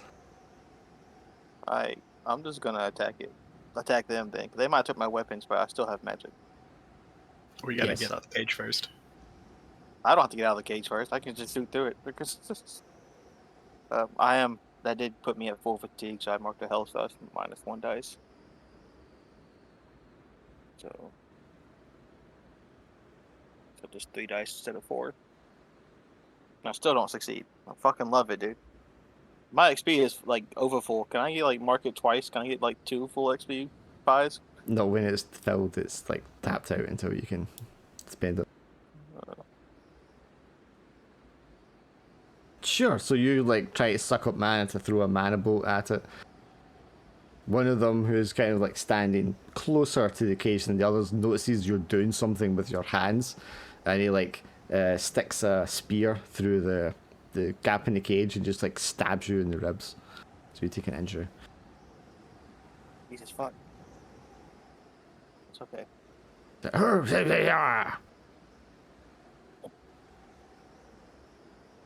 I'm going to suggest to the guys, someone cut your ropes using my hoofs, because the hoofs will be harder materials and be able to scrape them on it and cut the ropes with it.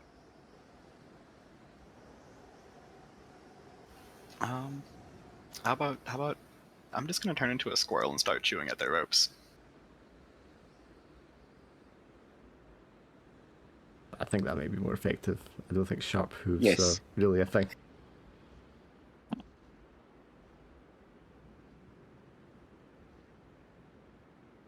And that'll put my fatigue at full.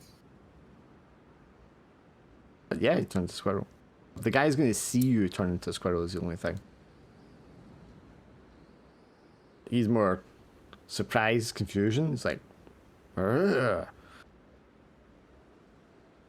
He starts yelling and like banging the side of the cage with his spear. But you know, can't really do much if you're a squirrel. Just start jumping between the people in the cage and chewing at their ropes. Yeah, so he's going to notice what you're doing at that point. Drop his spear, pull out the keys, and start opening the door. Okay, so Runic, when he's like gets it open, we should just charge and like bust out, right? Even if I hand shot, there's still two of us, only one of him. I could drop kick him with my boat legs because they'd be sort of a stronger thing than me trying to like punch him or knock him over. Probably. Go for it. I mean, there's also the other people they captured. Well, yeah, we're trying to buy you time because you're trying to free him, so we can't let him come in here and stop you. So when he opens the door, you two just want to charge him, basically. Right? Yeah, I guess he's gonna cook him with his hooves, and I guess what happens after that, I'll decide what to do. I guess. Yeah, I mean, if you want to roll it and then he aids you because you got fighter, that might work out better for you. Yeah, do that. But then again, you're asking Drag to roll. Yeah, you're asking me to roll, so you know. I'll fuck it. I'll use. You've got more dice because even with her minus, you've got more dice. So I got 2. You're aiding me. That gives me 3. I just refreshed my fatigue, so I'll push it. Fuck it. Give me 4 dice. Oh shit! Hit the wrong button. Oh, the tension. 4 dice. Submit. Fear, the actual fear. Oh my god. Oh my god. Fucking love it, dude. This is ridiculous, by the way. Like I'm getting to the point where I'm pissed off. That is like, I don't know Like- how you got so many fails, man. That's 4 fails in a row for me. You by need the like, way. you need like relog your roll 20 or something. Alright, I'll be back. Oh my god. Give me a second. Exit game. Yeah. I know you're joking about saying we're going to die, but I So he throws open the cage. You two like run to try and charge him, and he just like raises up either of his armored forearms and just like smacks you both in the face and knocks you backwards with his massive strength as he does so. So you both take an injury. Take an injury, is that what you said? Yeah, both take an injury. He just like smacks you backwards and steps into the cage and starts pushing people aside to try and find this squirrel.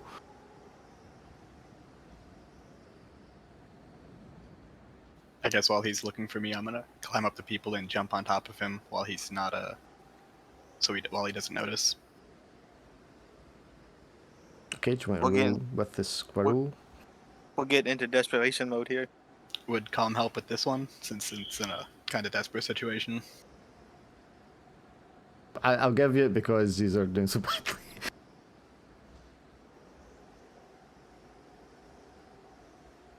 And your intention is to do it without him noticing, yes? Yeah, so I guess he does notice. No, because that would be a fail. So you did succeed, you get onto him, he doesn't notice that you're on him. He probably will notice like once you start doing something. But he's like, "Rrr, rrr," and he like grabs one of the people and starts like shaking them and like pushing them backwards. And everybody's kind of like, ah! I'm gonna climb down in the back of his armor. Desperate mode here. I'm just gonna like bite his ankle. Fuck it. Or the back of his calf, whatever's like, not crawl armored. over to him and just sink your teeth into him, okay. Yeah, this is where my hidden death comes in again. I guess I've hit rock bottom at this point. Alright, squirrel. What are you doing going down his armor? Yeah, I'm just going into his armor where he can't get me easily and just like jumping around trying to make him panic. Okay, so yeah, you go down his armor and he realizes what's happening and he reaches up back and starts banging on the armor and it starts like smacking and you're running around all underneath this torso cuirass and he's like just like smacking it and trying to like punch you and at the same time punching himself and completely distracted and oblivious to what else is happening. And then I guess Evander comes over and just like sinks his teeth into the back of his calf, which is an unarmored area. And he lets out a kind of yelp of pain and looks downwards. And he's like just completely distracted at this point. The gate's still open. Yes, the gate is wide open. Then, while that's all happening, I'm just gonna run out of his armor, just grab the keys in my mouth, and just jump off him before he sees me. You want to give me the squirrel roll again? Yeah. You can have an extra dice because he's distracted. Oh, Jesus Christ, man. So I guess he sees me jump off with his keys. Yeah, I mean, you go through, you grab his keys, you leap off of him. He turns around just as you're kind of doing that, and he tries to like lunge forward to grab you. But I guess because Evander is like holding his ankle, he just like falls to the ground. As he goes falling to the ground, I'm going to kick him in the head with my hoof. Sure, I mean, you just flat out do damage, don't need to roll for that. Guess when he's down, I'm just gonna try to scramble for his weapon. Yeah, he's Okay, got a that's small fine. dagger in his belt that he had, as well as the spear he dropped outside. Are there any other cages? No, there's just this one. It's like a large one that was on the back of a wagon. So you grab his dagger, and then what'd you do, Evander? Yell at the people like, "Don't just sit around, do something." While I try to stab him, I guess. But yeah, they all start like kicking him, stamping on him. And then one of them has the bright idea, since the gate is wide open, to run. Yeah, like fuck, do something. Don't just sit here. I don't care what it is. Yeah, I mean, if you stab him a couple of times, you're going to kill him, put him under. I'll grab the spear as we're going and sort of gesture where they'll get them to run and then sort of see where they sort of run towards. So you run past the squirrel. The other people are piling out, streaming out of the cage now. And they're like running off in the opposite direction because they're not going to run towards the fire and where all the rest of the guys are. They're going to run in the opposite direction into through the woods, or deeper into the woods. But like I said, it's only a small copse, so it's not going to. You'll run through a few trees and then you'll be out the other side. But as you guys, as I was like streaming out of the cage, the other people, even though distracted by the bear, they're going to start to notice what's happening. Well, I'm sure they noticed all the yelling. Yeah. I mean, there wasn't a lot of yelling to this point, but yes. Then do you guys want to do anything first? You can do something. Alright. Jack's like, no. Out of here. No, I don't want to evolve for shit, dude. Alright. Then I'm gonna turn into a horse. Just make a loud neighing noise. Try to get the other horses to charge, and just run away from the camp, scared of the bear. Okay, so you want to turn to a horse, run up to the other horses, and try to goad them into like running, stampeding with you. Yes. Okay, give me the roll for it. You must be taking a lot of fatigue. Yeah, I'm almost at full again. That's a full success, yeah. So you'll turn to a horse, same type of horse they are, I assume, because that's the one you've seen. Yeah. Big, heavy set, hairy, kind of war horse, workhorse type creature. You don't have the same armor and saddle and stuff that they have, obviously. But yeah, you can do that, and you charge up to them, neighing, braying loudly. And they'll all kind of like panic at the same time and just kind of like follow your lead as other animals do. And you lead them in a charge, you and like 6, 7 other horses. We just charge out of the corpse and just follow the people running away. And the guys kind of break formation, they're running around trying to like retrieve their horses. Some of them are like grabbing their weapons because they're not sure what to do. Other ones are like grabbing nets and tombolas and like running through the woods to try to chase after the escapees. Assuming Runic and Evander are just legging it. On top of a horse if I can. But yeah, I'm out. Well, you can always try to jump on top of me or one of the other horses as we Yeah, run past. you could jump on top of him. You wouldn't even need to roll Yeah. for that because it's him. He's going to slow down for you. Yeah, I'm out. I'm going to, before we leave, I'm going to throw the spear and see if I can stab one of the people into the fire. Alright, give me a roll. The fire that's chasing them. Can I use Archer for that because I'm throwing the spear? If there's not another skill that would apply, then yes, you can.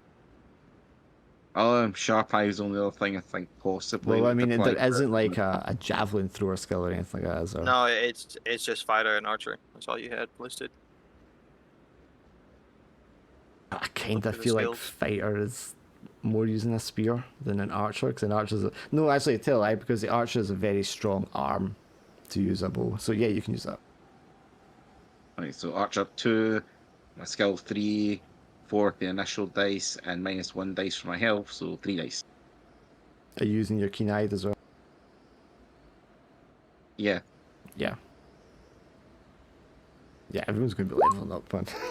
Oh, for goodness sake. This is my last chance before if I use another one, I'll get Epic, epic. Yeah, I'm almost leveled up just from using calm. Oh, I'm already there. I probably get there twice so far. I think I probably need twice as well at this point. Well, at least one of us didn't fail a lot this session. I think I only have 2 so far.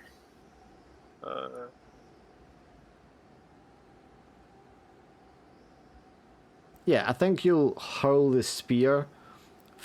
Maybe you do like hit a guy in the chest and he like topples over, but one of them is like picked up a crossbow and fired it off and sinks a bolt into your left shoulder and you take an injury.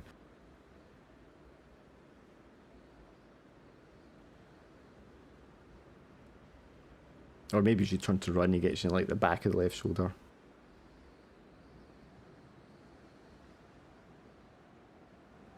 I guess you guys will see him kind of come running out of the woods, limping, like holding one shoulder with an arrow sticking out his back.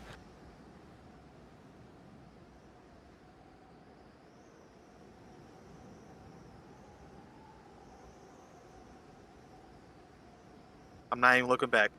Like this place is like one of my worst nightmares right now. Okay, so you guys on the horse aren't like letting him jump on the horse as well. You're just like legging it. Well, that's up to him. I'm not even looking backwards no more. I'm done. Jump on. Boat powers, activate. I would be asking if we should turn back, but being a horse right now, you can't understand what I'm saying. Yeah, I mean it's up to you as a horse because you're in control here.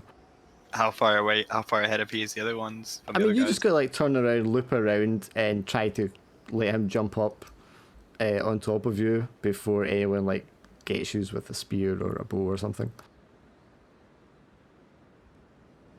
So I could either rescue you and get another health tick. Potentially. Could I do that? But like, instead of him getting a health tick, I could like try to like scatter them with bolt fire. Like I'm not actually trying to hit anybody. I'm just trying to buy him time. Yeah, I mean that would be lending aid, I would suppose. Right.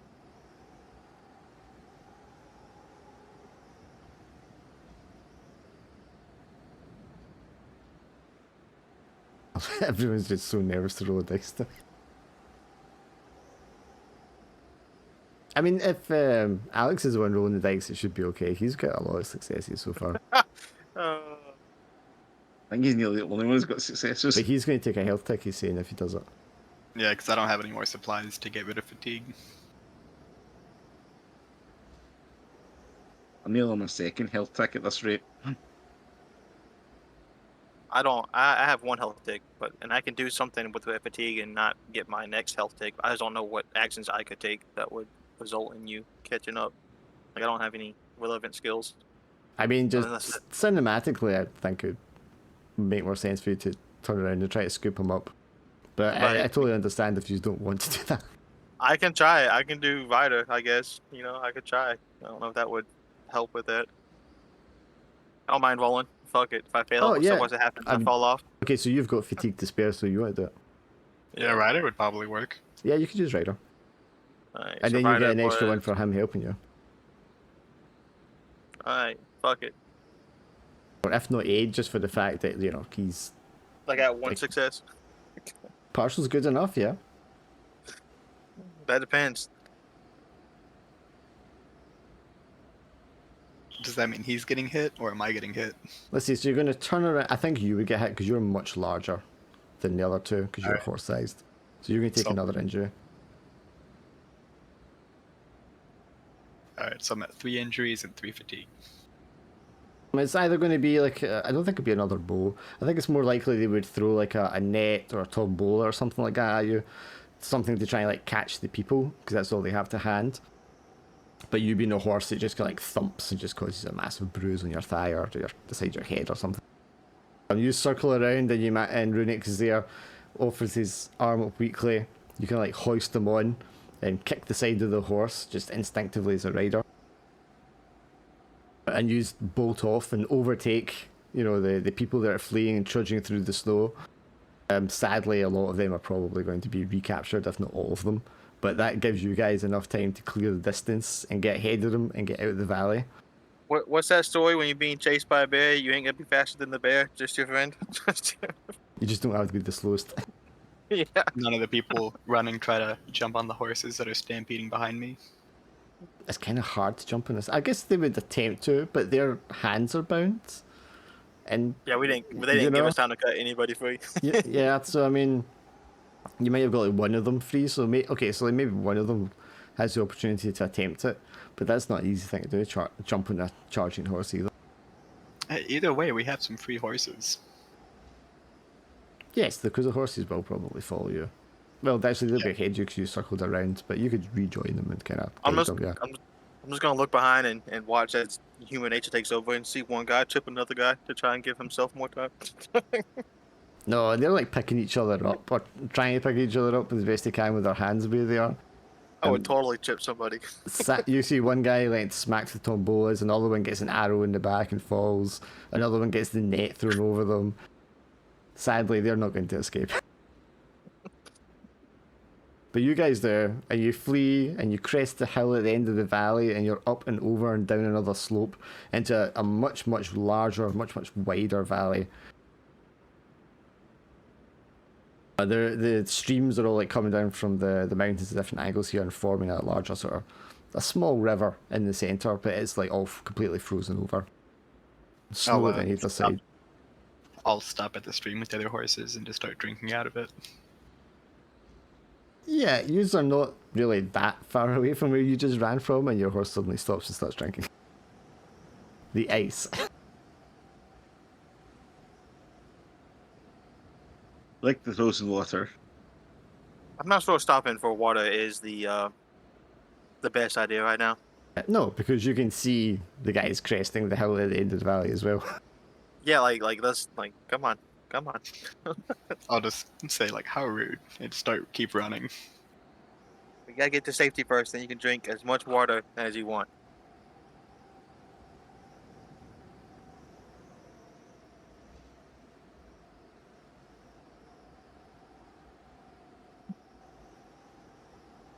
Alright, so where do we go? So I mean, the Well, valley is quite wide, but it generally goes one direction. You could try go like up and over gaps in the mountains if you wanted, but the simplest way to go is just like straight forward, which will take you west. I'll just go straight forward because they don't got their horses, so we'll just outpace them. It doesn't like we don't have to like try to lose them on any particular terrain or anything. Well, if Skyrim has taught me anything, horses are really good at climbing. I'm not sure if we can take Skyrim as a life lesson. Alright, I'll just start running down the valley. Chasing after the other horses that are probably still running. Although In the this is spot we could blindly hide, have fleeing, horses running, and then that means they'll chase after the horses and not realise we're gone. I'm not sure if there's anything we can do with that. Well, Do I see any caves nearby as we're running then? sorry. we'd have to make sure they lose vision of us first before they do that. He said they were just cresting the hill behind us. Yeah, you can run the valley, but I mean, like it's a valley, they'll still be able to see you until you're like over the horizon, kind of thing. Yeah. They'll give up long before that. It's in the snow. It's hard going. They don't have the stamina to run that far.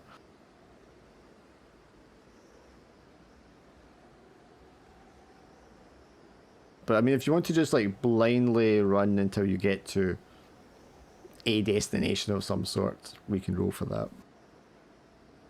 I think we just need to run until they quit chasing us, I guess. Alright, since I'm the horse, I guess I'll roll. You're going to roll with your horse skill, because you're a horse. Do either of you have any supplies? I think I had one supply I wasn't marking because I wanted. You've just in lost case all of your emergency. you've lost all your weapons now as well. Remember, so you have to draw more gear if you want to replace them.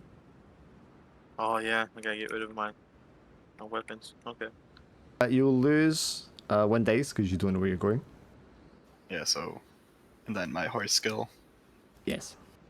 I guess if you needed supplies so you don't go over your fatigue, you can have my And then- last supply. -1. Okay. You just pull out some food and just feed it to the horse. An apple. Sure. Yeah, pull out an Sugar apple. cube. There you go, buddy.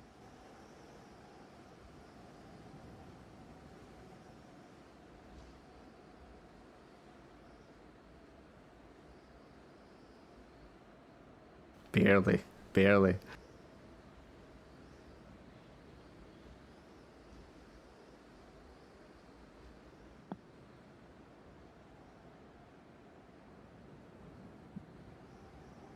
Okay, so yes, you will.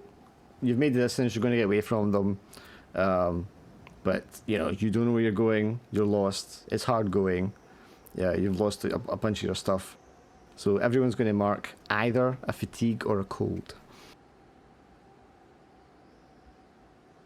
I can't afford fatigue, but I can afford a cold. I'll take a cold. Hold Yes, safe. march on. These are like frozen through. The sun sets, comes dark. Temperature drops even further. You're absolutely chittering, shivering, and then finally you see it. Campfire in the distance on the plain. The Oh God. mountains have kind of the mountains to the north. There's like kind of a gap between them, and that gap between them, before you would venture into the tundra beyond, is a campfire, and you can see like makeshift, like teepees that have been set up. As we approach the campfire, this Eladin just shakes them off his back, transforms back into a person, then stumbles forward and collapses into the snow by the camp. Very dramatically. There's a single figure standing beside the campfire, stoking it, keeping it going. The rest of the tents are a few feet away from the campfire in any direction, but are close enough that they're trying to obviously catch some of the heat from it. They're very closely put together in a circle around it, shielding it from the wind.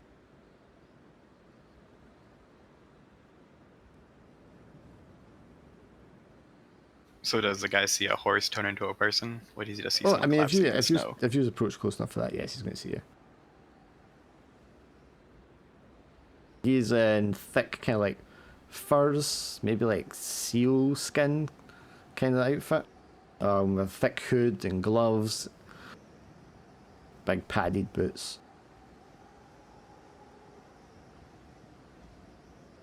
And you can hear like some sled dogs barking as you approach the camp and get closer to it as well. That's Evander and Runic want to do. I guess I'll pick what's his face up out of the snow. Try to get him closer to the fire. As soon as you move to pick him up, he just stands right up and just walks towards the fire to sit down. Oh, dramatic. Okay. Yeah, I was trying to get the guy to rescue us and give us free stuff, but You didn't give it enough time. What about you, Runic? I was trying to see what everyone was doing first. I'd walk up and just sort of like show a non-hostile sort of thing. Sign. I'm not sure if I can use peasant for that or anything. Sure, you don't need mark fatigue, but if you want to give me a peasant roll.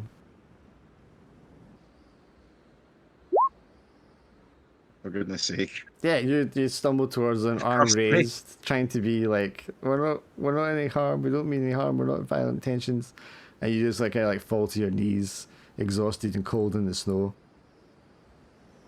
The guy looks down at you all with just a stone cold, very stern kind of look across his face, or from what you can see, because you only see the top half of his face, the rest is covered by a sort of fur mask. And he like steps over to one of the tents and pulls back the flap of the door and motions for you to get inside. Go inside, because we're not going to die. I just make a very dramatic show of just weakly making my way into the tent. Yeah, I think I'll stay by the fire. This is where my whole jaded thing's gonna come inside. Like, he ain't saying nothing. He just wants to wave us inside a tent. I don't trust that. I don't know. Okay, so the two of them crawl inside the tent, and he just stares at you for a moment, and you're just like defiantly sitting by the fire. Yeah. Okay, so he just kind of waits for a moment, doesn't say anything or make any motions, and just like crouches down and goes into the tent and closes the flap behind him. We'll take a 2-minute break there. Is that when he starts hearing screams from the tent? No, that's probably why I just missed out on like staying inside a tent and being warm because I was jaded instead. I'm not going to hit a second health target in like 2 seconds. I'm going to do it if I do anything else.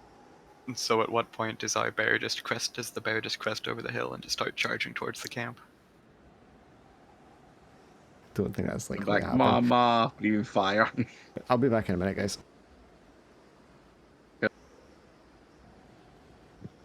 Well, on the bright side, at least there's now a Bearman Nation just roaming the hills. That's definitely not made of fire.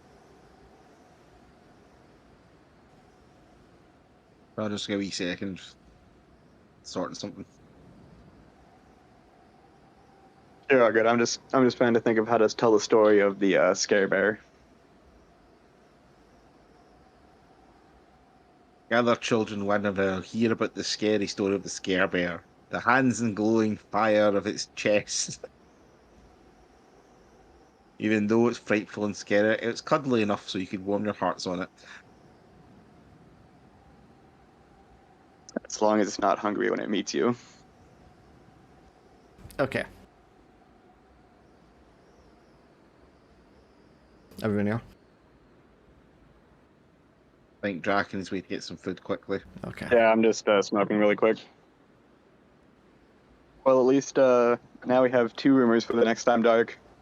There's the undead plague by the zombie ice bear, and then there's the fire bear that's wandering the Is this that you're just wandering the gonna, mountain. every campaign you're going to set down a different elemental bear? Well, if I'm lucky, maybe I can Playing make campaign. a stone sculpture of a bear, or find a statue of a bear somewhere here. I was going to say you've got then there'll be a multiverse episode in which all the bears converge and they have to stop the multi-bear taking over. Will that be the next campaign? Is that one of the options? The unbearable bear apocalypse. The 5 bears. That's quite like that idea. That'd be good for an Armello game. Alright, I'm back. All right, so You next find time we that play old Armallow, I guess I'll just be a bear. Right, okay, so you two go into this tent, and inside there are 2 women, 3 young children. Well, 2 young children and a 1 slightly older child who maybe looks to be about 12, 13 years old, something like that. A young boy. And there's a man, as well as a man that let you into the tent originally. And immediately you're struck by the fact that one of the men sat there, although he's wearing the same clothing as the rest of them, he has much paler skin. And his kind of like reddish hair. But the rest of them, the skin's a little darker looking. Sort of more tanned. And their facial features are a little more homogenous. They look, like they're related or all of the same sort of people. Whereas the other guy looks as if he kind of stands out. And that one guy, he looks genuinely surprised to see the 2 of you stumble into this tent. I think when they all see the hoofs and the legs of Runic as he falls into the tent or crawls into the tent, there's a kind of, a reaction of being aghast, of being surprised, of being scared, and they all kind of like crawl backwards to the edge of the tent, the children especially, out of kind of like fear. The women get in front of them trying to like protect the children, and the paler skinned man is sort of taken aback for a second and reaches for something under his coat, but he stops as he's looking at the man who let you into the tent in the first place. And the man who let you into the tent pulls down his hood and pulls down his mask. You can see his face is quite worn and aged. His hair is like very dark and tied back. And the 2 men start to speak to each other in a language that you don't understand, but it sounds different to the language you heard the other people at the other camp speaking. And then the man who let you in the tent turns to the 2 of you and he asks you something, but you don't understand the words he's saying. Oh, I'm sorry. Could you repeat that? The paler skinned guy then says, "You speak the common tongue?" I speak many tongues, just not this one. He says something I'm sort of to the man who let you in. less than 8. Sorry? So I was just saying, my guy's curling up, sort of thing, trying to seem less threatening, because obviously he's noticed the reaction to the goat legs. Yeah, and I think they quickly realise you're You're not in a shape that you could do anything threatening if you wanted to. You don't look good. You're injured. You're cold. You're exhausted. It's very, very warm in the tent. The body heat from everyone alone is keeping it kind of like warm. There's lots of furs wrapped all the way around the edges, and you saw that from the outside as well to like insulate it. You can see that they had not a fire going as such, but they had like some sort of smouldering stones and ash and branches and leaves and stuff in the centre that must have been like using to smoke the place and keep it warm as well. But yes, the man who's spoken to you in a language that you understand, he like takes his hand out from underneath his jacket and he shows that he's not holding anything.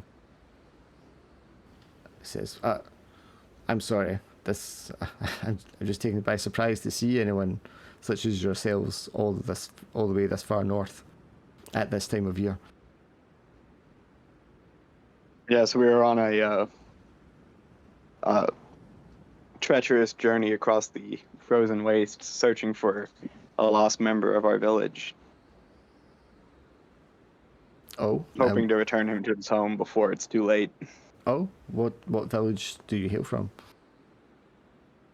Growen? Whatever it's called? It was Omwan. Branwen? Omwan was the name we decided. Amwen. Yes, we are from the village of Amwen, upon the edge of the deep woods. He raises his eyebrows and sweeps his hand through his kind of reddish hair.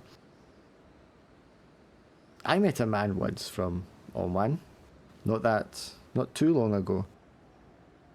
Perhaps I could help. What is the man's name? Lorak was what? Lorak. We were. Yes, we were searching for Lorak. He rubs his chin. And Thorin. He says, I don't know Rorak, is it? But Thorin, yes. Thorin I was the man that I spoke to. Yes. I still have the necklace hidden on me to show.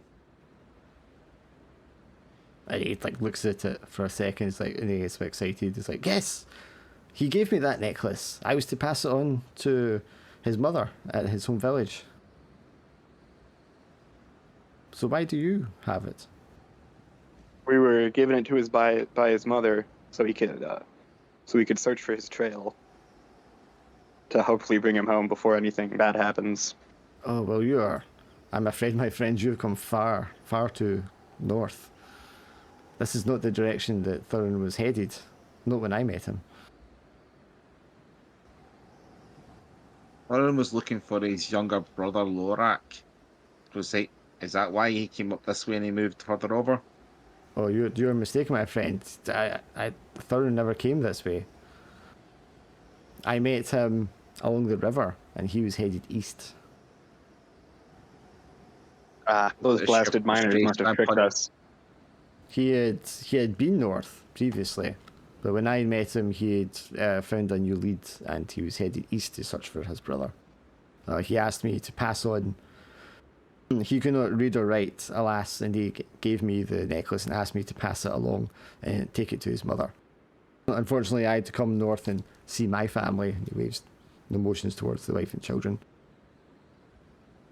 So I passed it to another trader to take home to his village, someone that I trusted. Just out of frustration, I just punched Elodin on the shoulder. Ouch. What was that for? I need to hit something.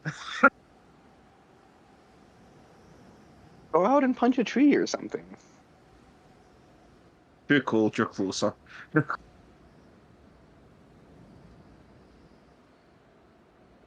Like, don't make me heal you. And I just hold up a finger. But it's my friend.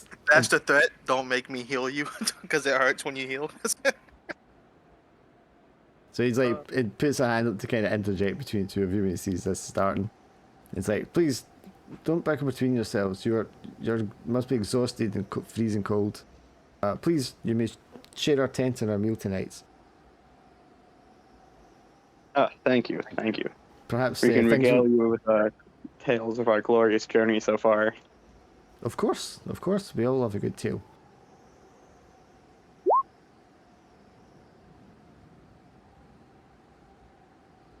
What would you like to hear about our journey through the treacherous Death Pass in our fight with the many-armed monster within, or our escape from the villainous slavers and their epic battle with the flaming werebear?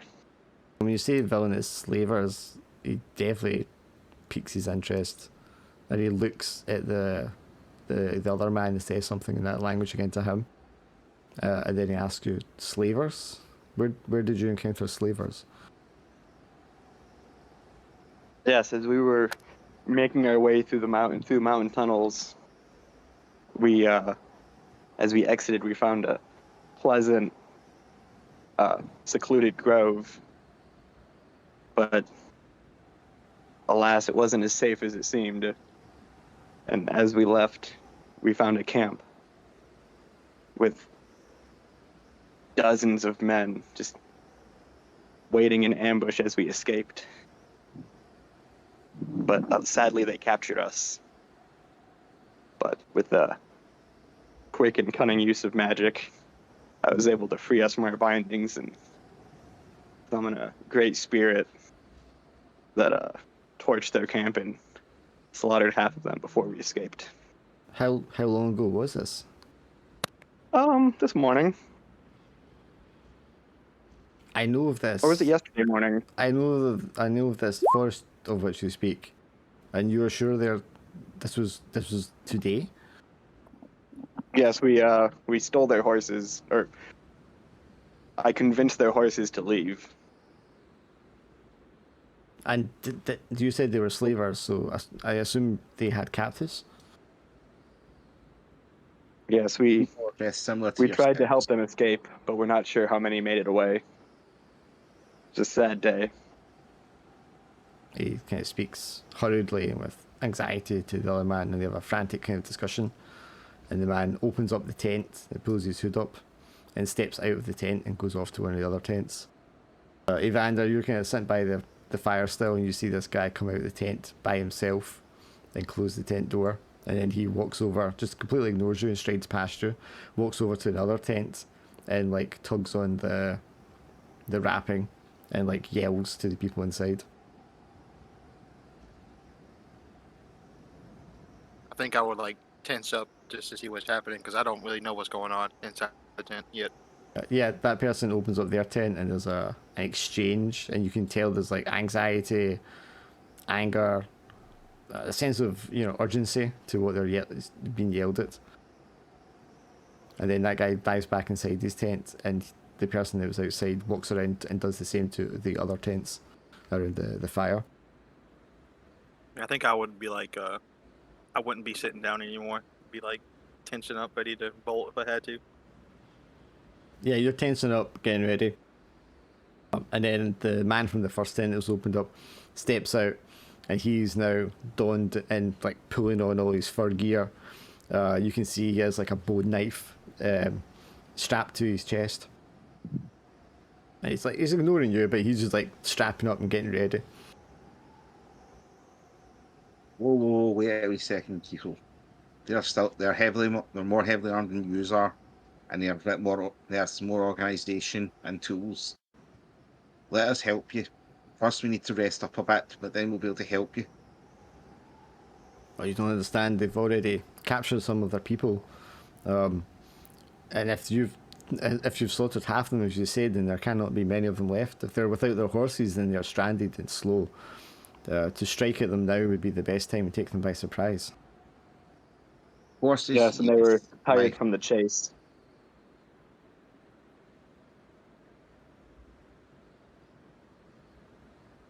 Allow us to rest up a bit then, so we can actually help you.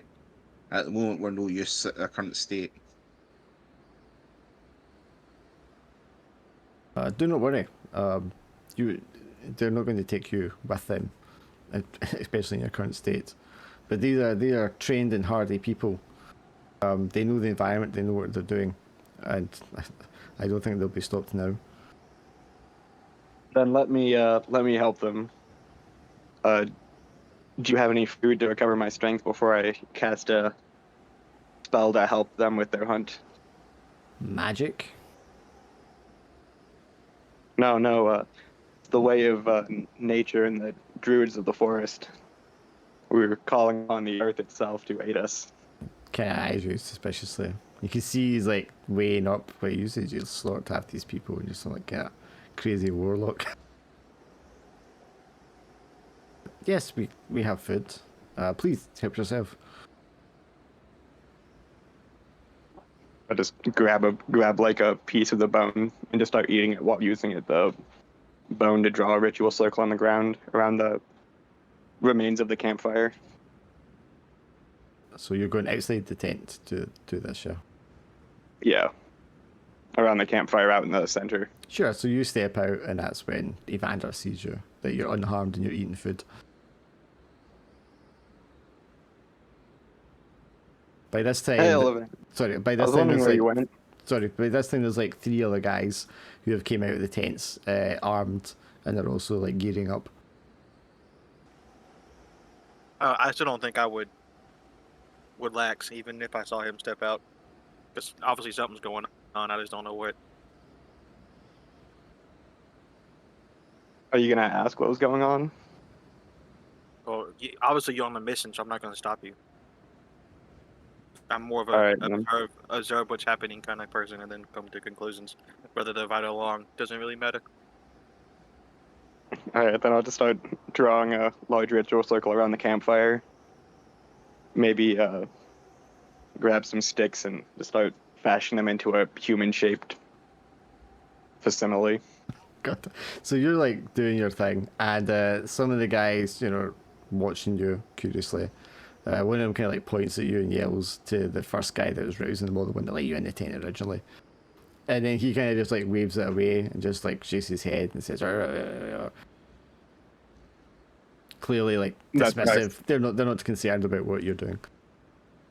Then I start just chanting, just like a long spell that I've just unnecessary chants that I haven't done before when I do the spell.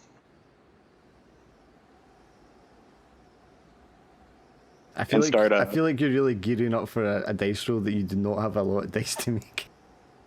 No. I'm not going to stop you. I'm just saying what looks like is going to happen. Well, at least I ate a food, so I have 3. I'm only at 2 fatigue now.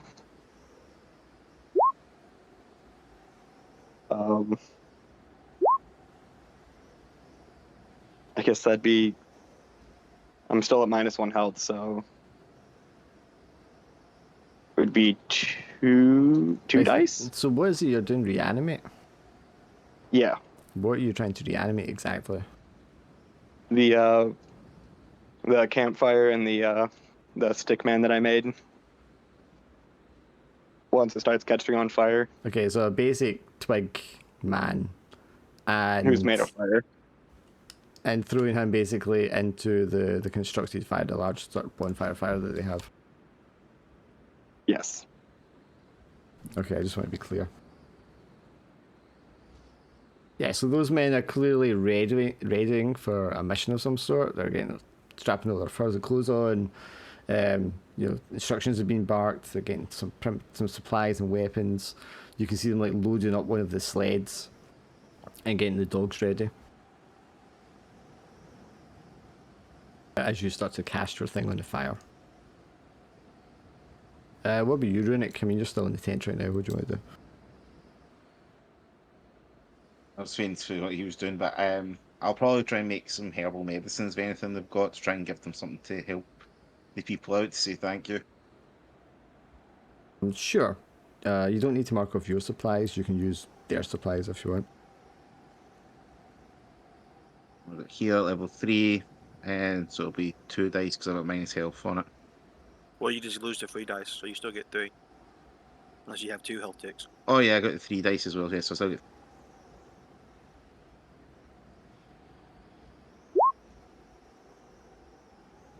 Yeah, you make some like concoction up, healing concoction, offer it for them to take with them. The paler faced man is, thanks you, and then he goes outside the tent to give it to them.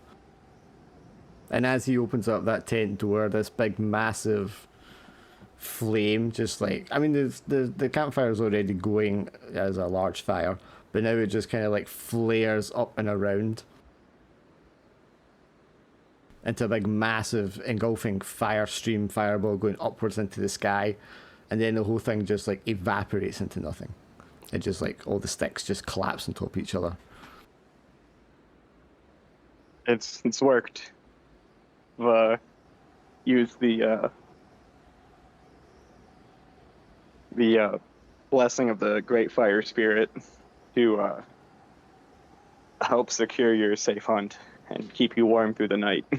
Completely failed, but he's like, "Oh, it succeeded. The Great Fire Spirit will watch over you." Yeah, they're all kind of looking kind of scared, cautious. The guy that you're talking to in the tent comes up behind you and says, maybe you should get back inside the tent before they decide to kill you. An excellent idea. And I'll just go back into the tent. He says something as if he's kind of like explaining away what you're doing to try and appease them, and they seem to like simmer down and go back to the thing they were focused on previously.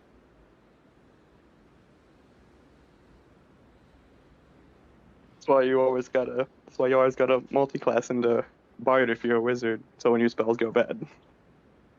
At that point, you've seen him for the first time. Evander, this guy who's got paler skin, red hair, dressed the same way as the rest of the tribe, and he kind of just notices you and he looks at you puzzledly for a second. He's like, "Do you speak common tongue?" Yeah. Oh, you and your friends are welcome to share my tent with my family, if you want just now. What's going on? You encountered slavers earlier today. They have some of the tribe captive, and the men or the warriors of the tribe are going to try and retrieve them. Now that your brave comrades have slain half of the bandits. We didn't slay half the bandits. I'm just gonna shake my head. You, what? We killed 2. We took the horses. Killed maybe 3. Can't really be sure, to be honest. It was kind of all of a blur. But there was only like a handful of them. You said like 8, 10 of them. About 12, about a dozen odd. A little over Right, a dozen actually. but we killed 3, so I was kind of like, so about 10 of Yeah. them left. But My friend likes to embellish his stories a little. that combined with what just happened with the flame, he kind of shakes his head. Like, oh, okay. Yeah, if you should keep an eye on him. Is my family safe sitting in there with him? He won't harm nobody. He'll just tell them lies about the stuff he's done. Right, okay. He turns and speaks to the other guys. And there's a kind of quick discussion between them all before they seem to agree on a course of action. And they confirm, and they like shake and bump their hands together. And then 7 of the men ready the sled and take off in the direction you just came from, following your tracks. Just 7 of them. You think that'll be enough? The one guy says, if they're attacking at night and taking advantage, and the slavers are exhausted, then yes, I think they will, or I hope that it will be enough. They will be using the cold and the darkness to their advantage.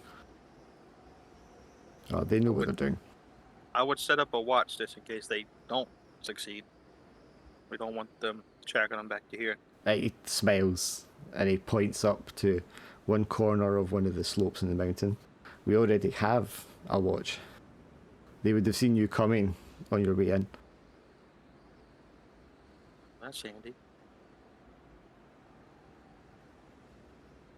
Guess I'll go into after that. Yeah, you like strain your eyes up where he's pointing. You can just about make out the shadow of a figure.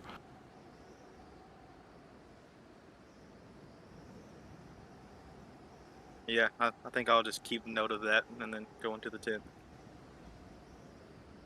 So this is basically a sheltered camp, but you don't have to roll and make it yourself. So yeah, if you guys want to stay a night, you could probably recover 1 supplies, because they'll like offer you like food and stuff. And then you can do your long rest to get your fatigue back. You can restore all your cold. Or sorry, you can restore 1 cold. Take 1 rest and 1 relax, so that's 1 stress, 1 fatigue. 1 cold, 1 fatigue, you said? 1 fatigue, and then your 2 fatigue for your long rest.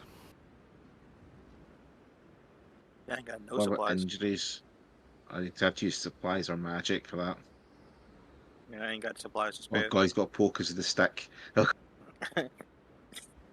Well, they'll give you like 1 supply. You can spend that on whatever you want. Right, but we might need that supplies for our journey. So like, there's literally Well, no supplies. that's up to you. I mean, if you've got injuries that haven't been treated, though, those injuries will get worse. Oh, I got 2 injuries. I got stabbed with a spear and then punched in the face. With the injuries as well, need to clear them up.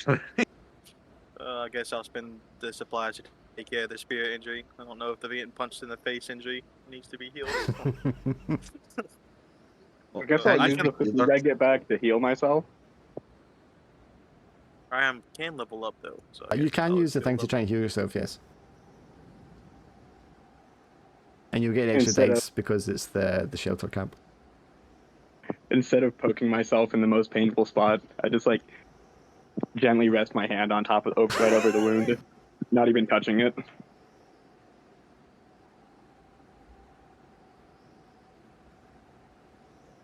It's like, why? Why?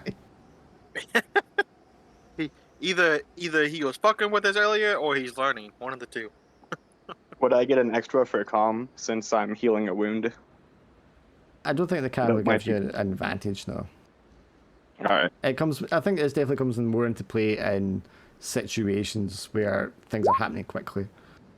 I think it would come in handy if someone was like literally bleeding out in front of you. Maybe. Yeah, if it's Like- a situation where you're trying not to panic and it's taking your time and doing things properly.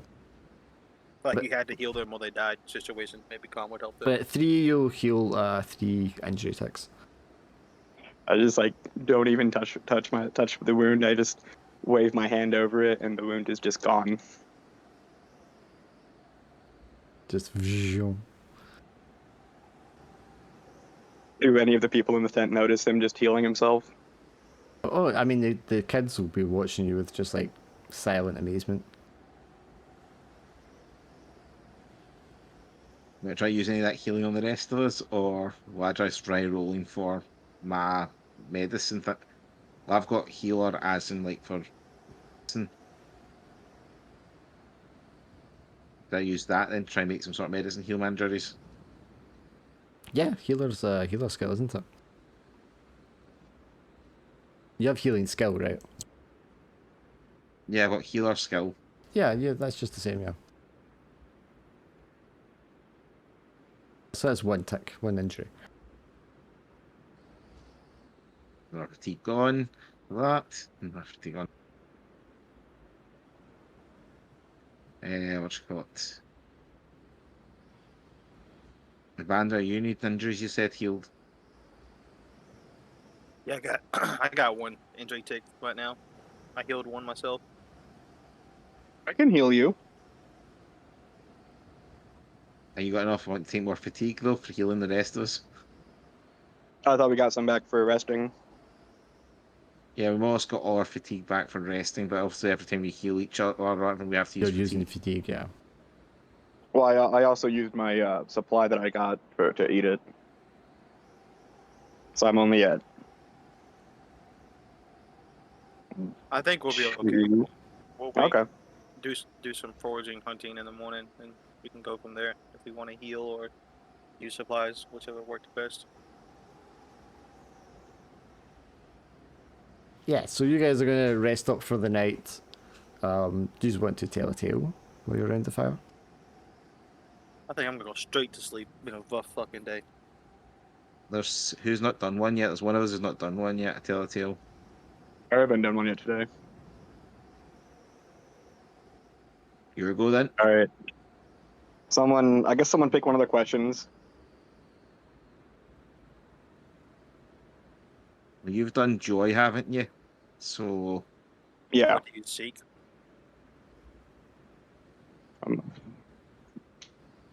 Heard a tale about a great tree that just pierces through the earth and ice. And if I find it, hopefully I can make something that'll just be amazing to bring back home, and earn my right as the next druid, shaman, whatever of our village.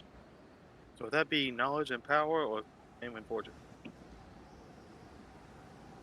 Or to be for his birthright, Okay. or what he believes it is.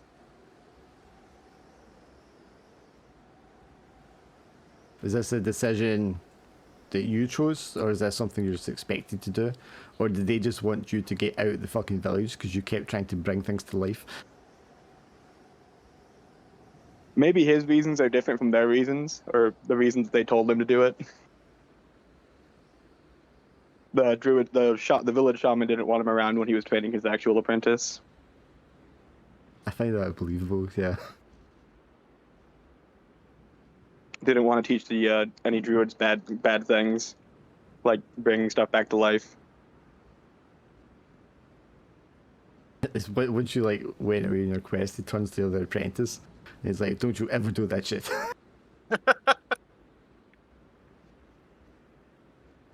when he brought a nice stuffed teddy bear toy to life, and it started running chasing everybody. And what trait do you want to take in association with your answer?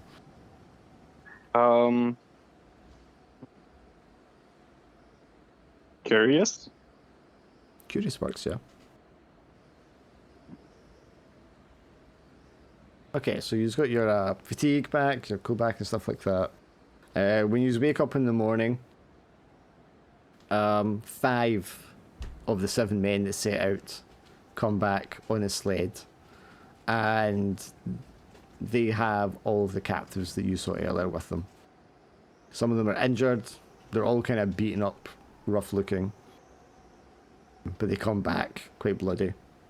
And obviously they've been successful in rescuing the captives and driving off or slaying the rest of the slavers.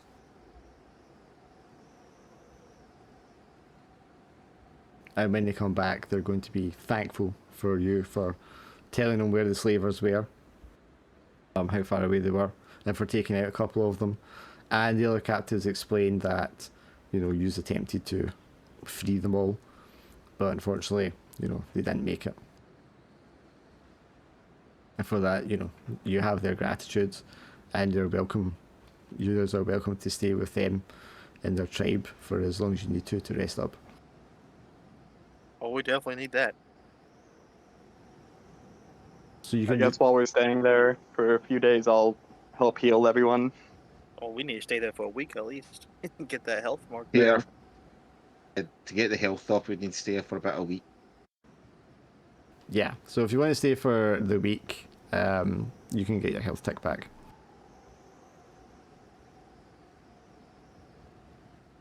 We can do some hunting and stuff like that between the times, trying to get the supplies back up as well. Well, has or anyone gear got back. their XP filled? They want to level up just now. I I'm did doing that just now. Yeah. I put mine I'm up. looking I for something think. interesting to take. Oh wait, no, I failed the reanimate spell, right? I have enough XP. I put mine in the bolt, so now it's 3.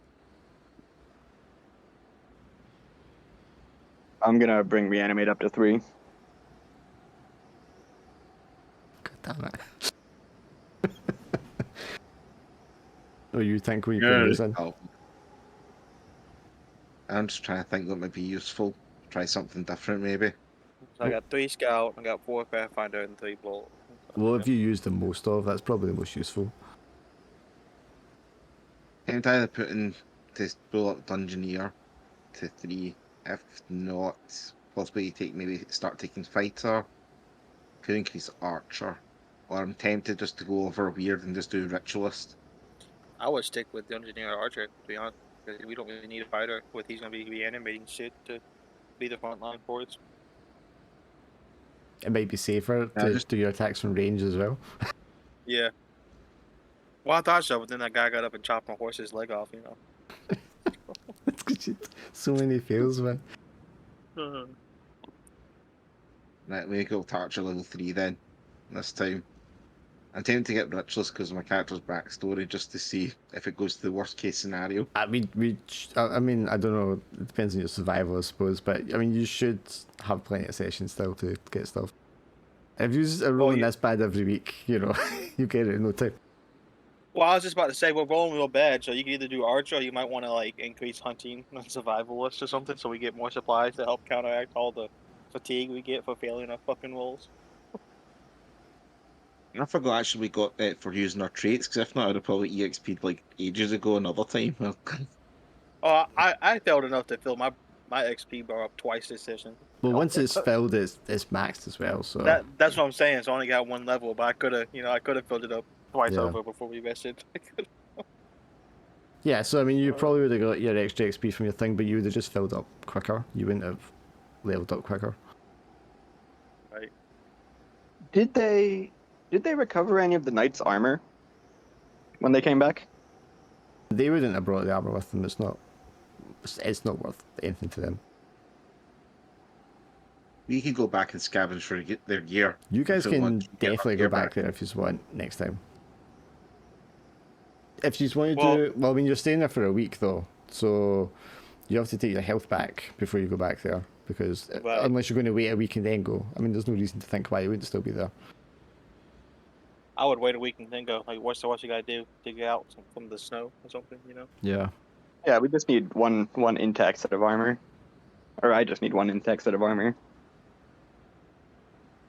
But I mean, We if, have to head back that in there way. for a week, can we Anyways, heal our injuries in? yeah, so if you're staying there for the week, I think you can clear your injuries and your fatigue and your cold.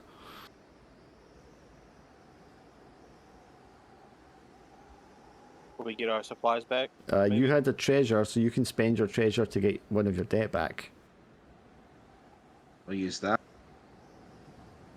And then if you And then want I'll take it that to recover my supplies and gear. yeah, and that's what I was going to say. If you want to take debt to restock, you can do that as well. Probably should. Okay, I can use the last two of my gear and then use the debt to respill it. So, gear off, then we'll just get like I'm trying to think what would be useful. Sword and a torch, or your bow and a torch. Probably be a bow and arrow I'd have to get, because I've paid To 2 gear replace get the a one bow that and you arrow set. lost, yeah. Yeah, that's what I did. Or get a crossbow this time maybe with it. Same idea. Well, a crossbow's longer Yeah, to that's- load. You'd probably be better with a regular bow. I'll just get bow and arrow then. Because with a crossbow, you have to like get on the ground and put your foot in and pull it up and all that. It takes a second. It's going to get 6 bolts per gear for arrow. Yeah, something like that.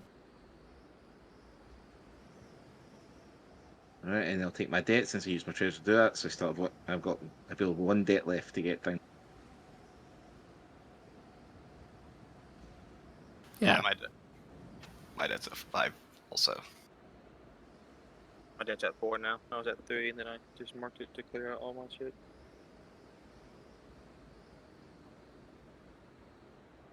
So Lost the treasure hunt. you have heard a rumour previously we'd established that there's precious ore and gems in these mountains, the Boar Mountains. Do you want to ask Bjorn about them while you're here? We might have to. Everyone's debt's almost full. We still have to go east now. We have to backtrack everywhere we just came from. Yeah, I mean, if you ask him about the gems, stuff that's supposed to be in the hills, he'll laugh and say, yeah, everybody says that, but that's because this is a place that no one comes to. Oof. Says there may very well be precious ore in the mountains somewhere, but no one lasts long enough up here to mine it out. Or whoever finds it doesn't survive the trip back. It's a lot of expense and effort to run the risk of coming up here, and a lot of the tribes and bandits don't take kindly to people trying to settle up here. Well, I guess the language barrier doesn't help very much. Do you know of other bandit camps besides the one you just wiped out? So, as far as we know, there are other bandit groups that roam around. And sometimes they'll retreat up here to ruins and safe houses that they've established, and they'll hide out here in the winter, so the authorities can't come after them. But that is the only one that we know of at the moment. There is an old castle lying to the north that is commonly used for the same purposes, so there, you might find some there.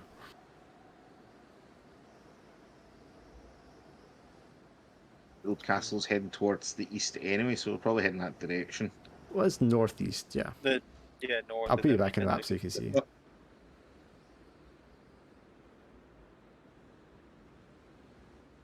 Did Thorro never talk about where he heard the rumor or information, where his brother went, and that's where he was traveling? He said he was going far east. He said he'd heard that his brother had travelled in that direction some time ago. So his intention was to follow the river as far east as he could. Well, if we go to the old castle, we can then go from old castle to Vance Patch and get back on track that way. By the time we get to where they were, It'd be a slight detour. By the time we get to where they are, they're gonna already have gone back to the village. I think Were they would have made missing? it back by now, or they did. Yeah, because he's been going for like a year. Over a Yeah. year now, so. So either he's a slave somewhere or he's dead. Is pretty much what everyone's thinking. But yeah, that's tonight's session. Do you feel like it was challenging enough? I think it would have been a lot easier if we weren't failing. So if I wasn't failing every roll I did. If you'd Jesus. succeeded on half your rolls, it wouldn't be nearly as bad. Jesus How many Christ. fails did we have in a row there at one point? I'm just I trying had- to figure it out. I had 4 myself in a roll. Like that's like just me roll. I don't know about you guys in between, but I had 4 back to back. I only had 3 fails in this session. I see 3 in a row there, one of each of you. I was looking back, it's like basically out of most of the rolls, over half of them were fails. There was a winning streak in there. I think So, that's my winning streak. So let's see. I have That 1 was the here, early stages. 2 here. I have 3 there. Then you have 1, and that's 5. Then I have another one. That's 6. Then you had 1. That's 7. That's 8. There's a lot of failed rolls tonight. 18 fails, Yeah. which is Jesus probably about half, yeah. Well, I did 8. I just counted 8 of my own. So I know of 18 of those, 8 of them were mine at least. I didn't go all the way back to the top. I mean, Alex that mean- didn't fail that much. Yeah, so that means you failed the most, since I had 3. Alex just failed at the most inopportune time. Yeah. There seems a There's common theme of Alex failing a lot. You know, it's this plot-driven failure. Yeah. Yeah, I mean, it No. wouldn't have been as bad you feeling the heal one because you described it as poking him at the most painful spot. There's only one reaction he was Well, going to that's how- have. Well, that's how people think I heal them. You I had mean- it nice and calm, everything was easy, and then all of a sudden you had to poke him. Well, I mean, I could always heal you let's- from a distance, but that's not that fun. Well, let's be honest here. If they had slaves, like how likely was it that when we made it back down, that they wanted to find service in the anyways? That depends. They at least had but some yeah. advantage. I mean, you're saying this, Tink, but you were the one that was creeping off to shoot them and accidentally alerted them to your presence in the first place. And then shot one of them Somebody back up. before they approached. They So- approached with charging horses. Yeah, yeah. Should I try to make my living armor before we go, or wait until next time? Well, let's just do it next time. I just wanted to do all the bookkeeping stuff at the end there, but we can start doing like rolls and stuff next time. All right. Just make a note of what it is you want to do so you don't forget. I'm gonna see if I can't fill a roll when I have like 8 dice to my name. I mean, I've seen you fail with 6 dice, so not far off Exactly. it. Let's get to 8. I'm gonna fail again, so I can make myself feel better about it. You just Just gotta out get of one of your skills to curiosity. 5. As Well, I much as got my- just curiosity, roll 8 dice just now and just see what the result is. Yeah, let me try it. Fuck You've it, got to why get not? 1 6, which means you're going to have at least. Like, oh, wow. Wow. Oh, Oh my god. Right, Tink, go 8 dice. See if you make it 3 for 3.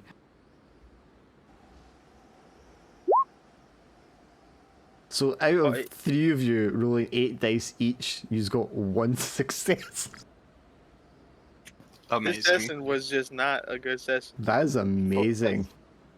Well, let's see what the opposite if the opposite happens. Aye, let me roll 8 dice. Or if we roll 1 dice, we get a success. I got 5 on 1 roll. Do you know what the problem was? Because in the other one I got more successes as well. I'm probably using up all your successes. But look at that. We rolled 1 dice each, and we got 2 successes. But we rolled 8 dice Yeah. each, and we got 1 total. That's crazy. Uh, That's dice for you. I think it's Oh, because man. Roll20, it just kinda, it knows. It's using its microphone to decide when it's the most dramatic spot to... It knows we're playing this game, and that's why you're getting so few. I'm going to roll these dice I got in my hand here. Let's see, that's 1 success with 6 dice. So yeah, even with real dice, I I'm doing know. better than you. I don't know where I even left my. Oh pencil dice wow! at. I just rolled 3 1s, 2 2s, and a 3, so it is realistic. Alright, let me roll It is and see what realistic. happens. Yeah, that was crazy, man. I mean, they don't have a lot of sessions where there's that many bad dice rolls. I rolled my dice and I got all failures. I got a 2, 3, and a 4. Okay, so it's realistic. If this wasn't my computer, I was about to toss it.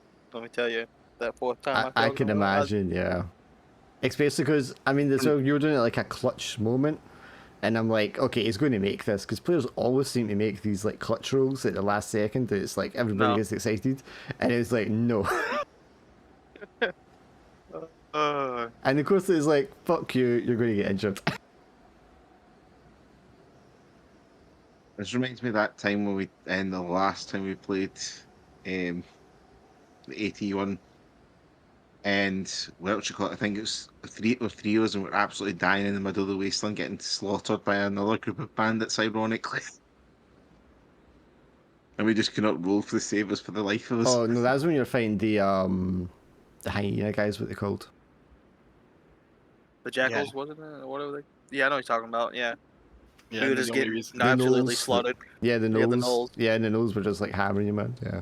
No, but see, when you like were circling around to pick him up, and you were both like, "Oh, I don't know how to do this," and I was thinking like, because he'd like stayed behind to throw the thing and failed it, and I was like, "Oh my god, like how do I not just kill you here?"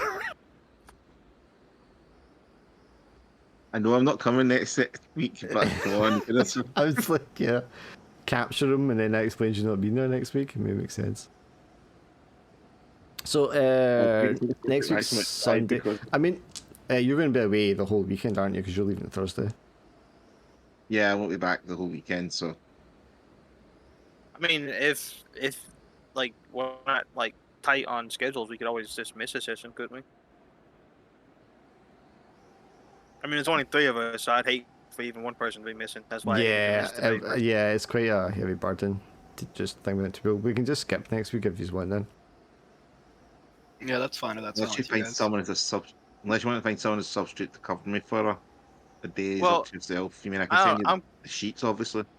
I'm kind of liking how this is going. I hate to like just substitute somebody in. You know, like we have a little narrative going here with how bad we're rolling and the storyline between us and how we're fucking each other. Yeah, slotting someone in for just 1 week's a bit kind of odd. Yeah, you can't even explain it away because your character doesn't have multiple personalities. No, I'll be It was fine. actually Just for a day. we'll just miss next week. We're not on a pretty tight schedule for this one or anything. Because we're just doing the Pokemon campaign after this campaign, so you know, we're just going straight into that after this anyway. Yeah, I'd rather miss because I hate when we have to substitute or someone's missing because it just throws off the whole game. You Sure. know? I mean, it's okay when you've got like 4 players and you're down to 3. It's not so bad. But 3 going down to 2 is big. And 2 is the number of people I least like to play a game with. Like, I'd rather do a one-on-one with someone. Because you can get really in-depth with one-on-one, but 2 is... I did play one with 2 people and it was okay. I think it was a Pokemon one, in fact. But it was the test session. yeah, generally, I mean, if we're just testing stuff, it's okay, but generally I don't like a 2-person game. I remember that one ended. We found a gun and just stopped Pokemon fighting and just started shooting wild Pokemon. What the fuck? What the? No, you were going against... The villain was like a hunter who was killing Pokemon. Oh right, and then my Pokemon found a gun and shot the wild Pokemon. Yeah, because you took a shotgun as like your item. And then you found, I can't remember which Pokemon it was, it's one that freezes people.